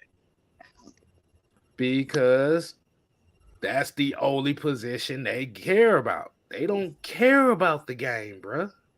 We got to realize that these peoples is slow. Most of these people in their feelings because they didn't get the player they wanted. So now they just want to say the team ain't no good. Some of these people say special teams don't matter on Twitter yesterday, but hey. Oh, they do. That's a lie. These I call this is we have to realize now we are in the Madden generation. This is why I call it the Madden generation of football fans, where the only thing you do is sim defense and run 4 go routes every play. These are these type of people. This is all they care about. They, like I said, everybody just wants what's best for them. But in reality, the teams don't give a fuck what you think. They don't give a fuck what we think. We wanted Jordan Davis with the first pick. They ended up with Drake London. Are we bitching and complaining about it? No. Nope. Because at the end of the day, I'm a Falcon fan first. And I said it early in the show, and I said it's a damn shame. I said I would rather talk football with Saints fans all day before I deal with some of these Falcon fans, because it's the most pathetic thing I've ever seen in my life. I've never seen a fan base. I never seen a fan base so bad to where they ask for what they wanted, but they want a tank to get what they want. And you got a black quarterback in Desmond Ritter. I know. But he's not. But he's not the right complexion. Listen, but the quarterbacks they want ain't the right complexion either. So what the fuck is what is it? It's not your job to understand stupid. Yep. That's what it boiled down to. Yep. Cause I can guarantee you, let Matt Ryan win the Super Bowl. They'll be having some Atlanta Falcon Colts jerseys on. Boy, man. Hey, we don't call ATM the receipt man for nothing. Let me say this. Let me say this real quick. We're gonna end with this. Okay. I'm about to put my hoodie on, about to put my ski mask on. And we about to get dirty with this. But I'm dead ass serious with this. Keep my name out your motherfucking mouth. If your bitch ass ain't not man enough to come sit down and talk to me, keep my name out your motherfucking mouth. Okay? This show is always, ever since we began this show, we've had everybody disagree, come on the show and be heard. Stop acting like a little bitch and come on the show. You ain't even got to come on the show.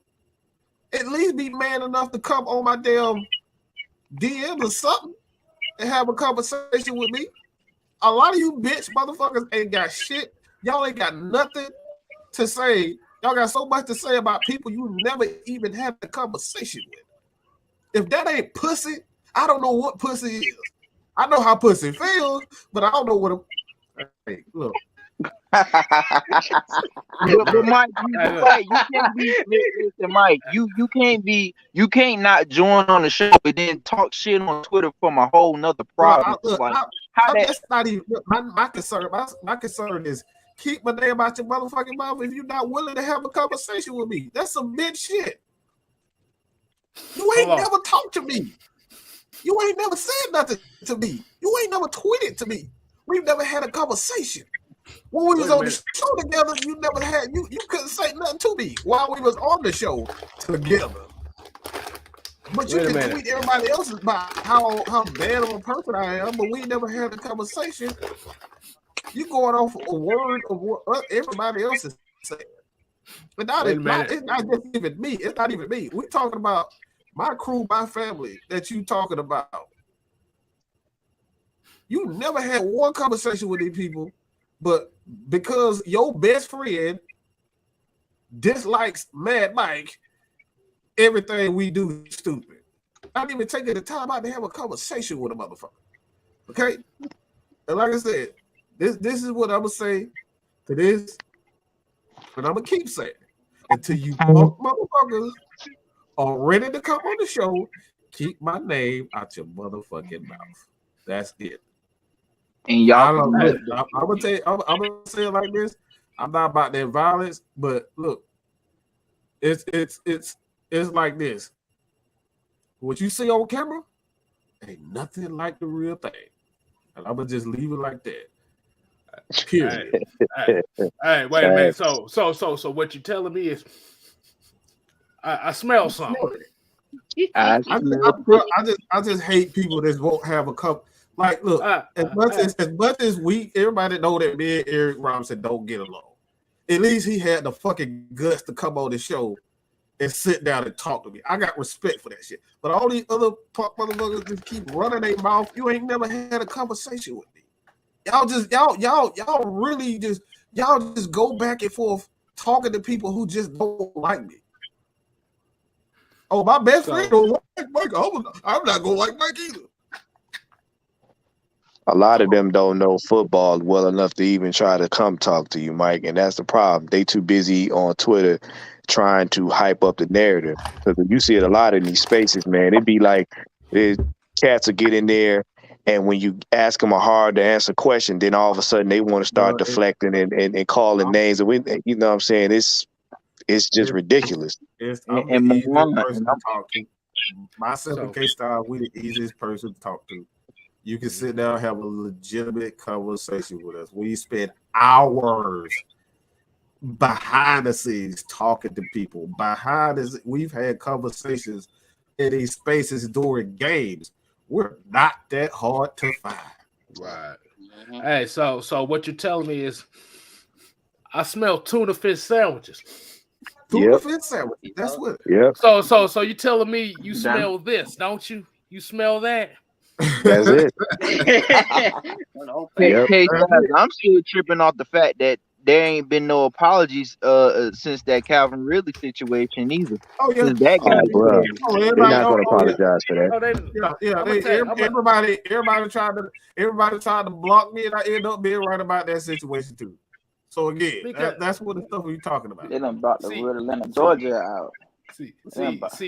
See, but this is why we do what we do, because we know majority of the Falcon fan base hates us in particular. Which is it? We are the bad guys. We are the bad guys. They dislike y'all because y'all actually study, y'all teach, y'all educate. Y'all are positive about the team, right? And that's the thing. And you can't. In this day and age, you got feelings over facts, and you guys been teaching people. You've been teaching me. I've been learning ever since Mike started. You know what I'm saying? The intricacies of football. A lot of people don't care about that. They play a game. They say, "Oh, I like this player, and this is who I want, and this is what the team should be." But when the team doesn't win, then they're gonna go back and follow the narrative. And when they hear guys like you, because I've heard a lot of content creators that I can't even stand, and will say some of the most asinine stuff, and then when it come to you guys, it's like, oh yeah, we don't like them. They don't, and then it's just ridiculous. It really is. Yeah, because it's too easy. It's easy to be negative. That's the easy route. You're playing a game on easy mode, being negative, because we live in a negative society. Everybody is fucking negative. It's too easy. We got motherfucking Falcon fans mad because the Falcons didn't get the quarterback that they wanted. These motherfucking teams don't give a fuck what we think. Right. It's easy to quit, but you got to keep pushing at the end of the day. Mm-hmm. Absolutely. But my thing is, if the Falcons don't have what you want, why don't you go root for a team that got what you like? Because they too busy trying to be right. Or they'll say, I've been a Falcons fan for too long, but since then and since that. Bruh, they can't use that excuse. I am a Georgia Tech. Look, bro, I am a Georgia Tech fan, die hard, in a room full of Georgia Bulldogs fans. You better come better than that. Look, I was in the space. I was telling them, shoot, I've been rocking with the Braves since the Braves had Dale Murphy and home of the Brave. The problem with this generation is they ain't been through no sports pain. They ain't been through no long drawn out process. Like I could tell people when I went to the Braves game as a kid, I still got the bat from '92. You could damn near sit your whole generation in the Fulton County Stadium. Right. You know what I'm saying? Right. When saying the Falcons name in the '80s was a cuss word. Bruh. Like you them's fighting words. You talk about the Falcons, them's fighting words, and people don't realize it. When Doc Rivers and Dominique Wilkins and stuff was on the Hawks. Hawks was just a team name. Like people don't understand, sports pain. And we sitting on here OGs of some of these sports because we grew up with them. And now when we finally get in the era where we can see that they progressing, all this like I'm telling somebody, I'm like, shit, that's just like somebody telling K-Style, okay, K-Style, I'm basing my stuff off of Tecmo Bowl. Like, really? I'm sitting here like, bitch, you really gonna base your stuff off of 3 buttons? Really, nigga? A, B, and C. That's all A, B, and start. That's what you basing your whole football criteria on? Hey, got 4 plays for the whole game. You right. The only team you picking is the fucking Raiders because they got Bo Jackson ass motherfucker. Really? Yeah. Instead of sitting your goofy ass down, I'm like saying you need to shut your stupid ass up with that shit. Hey, K Styles. Yo, I know we couldn't end it, but I had to check one of the barbers today for spreading false, for spreading misinformation. He said, well, we was talking about Julio Jones, and somebody was like, he's not going to get in the Hall of Fame because he don't have that many touchdowns. And I said, well, if you look at Calvin Johnson, his touchdown, the amount of touchdown he had, it's not that pretty either. And one of the other barbers was like, well, if Julio had an actual elite quarterback, he will have more touchdowns. And I said, do you realize that Julio Jones and Matt Ryan have the second most receiving yards of a duo in NFL history? Number 1 is Peyton Manning and Marvin Harrison, and then it got quiet. They hate them facts. They hate them facts. Oh yeah. But then he switched the narrative. But then after that, he switched the narrative to what about the most touchdowns of a duo? Ain't Matt Ryan and Julio second? Nah, that's when you just straight up hit him with that. You just don't like the person. Yeah, most receiving yards by a quarterback and wide receiver duo. Matt Ryan and Julio Jones are number 2 all time in history. Yeah, it's second. Exactly. So basically, what you go and tell him and just say, pretty much, it was all Matt Ryan's fault. Just go ahead and just admit that's what you want to say, motherfucker. It's all Matt Ryan's fault. And he been gone for 3 months. Exactly. But ATL Leo, I know you kind of just jumped on when we was getting off. I'm gonna let you go ahead and get your final take as well, man. You there? Yeah, I'm gonna just say one thing. This for Mad Mike. Just hit a motherfucker. Just hit a motherfucker. Plain and simple. Just like I said last time, just hit a motherfucker. You'll feel better. Trust me. If that don't work, just kick him in the nuts. One of the two. Kick them in the nuts and tell them they sister and send their sister to Fort Industrial. Hey man, it's all good. That's all I got to say, man. A lot of people just got bigger nuts. Exactly. They got no nuts. So the final phrase of the night is a hit dog will holler, but ain't nobody gonna help him. So if you ain't gonna be down for this team, regardless if there's a buts, just because they didn't get what you want, you can go jump off a bridge and land on a rock for all I care. So until next time, we ain't here to play. We here to stay. Okay. You ain't gotta go home. But get the fuck up out of here, nigga. Gotta get the hell out of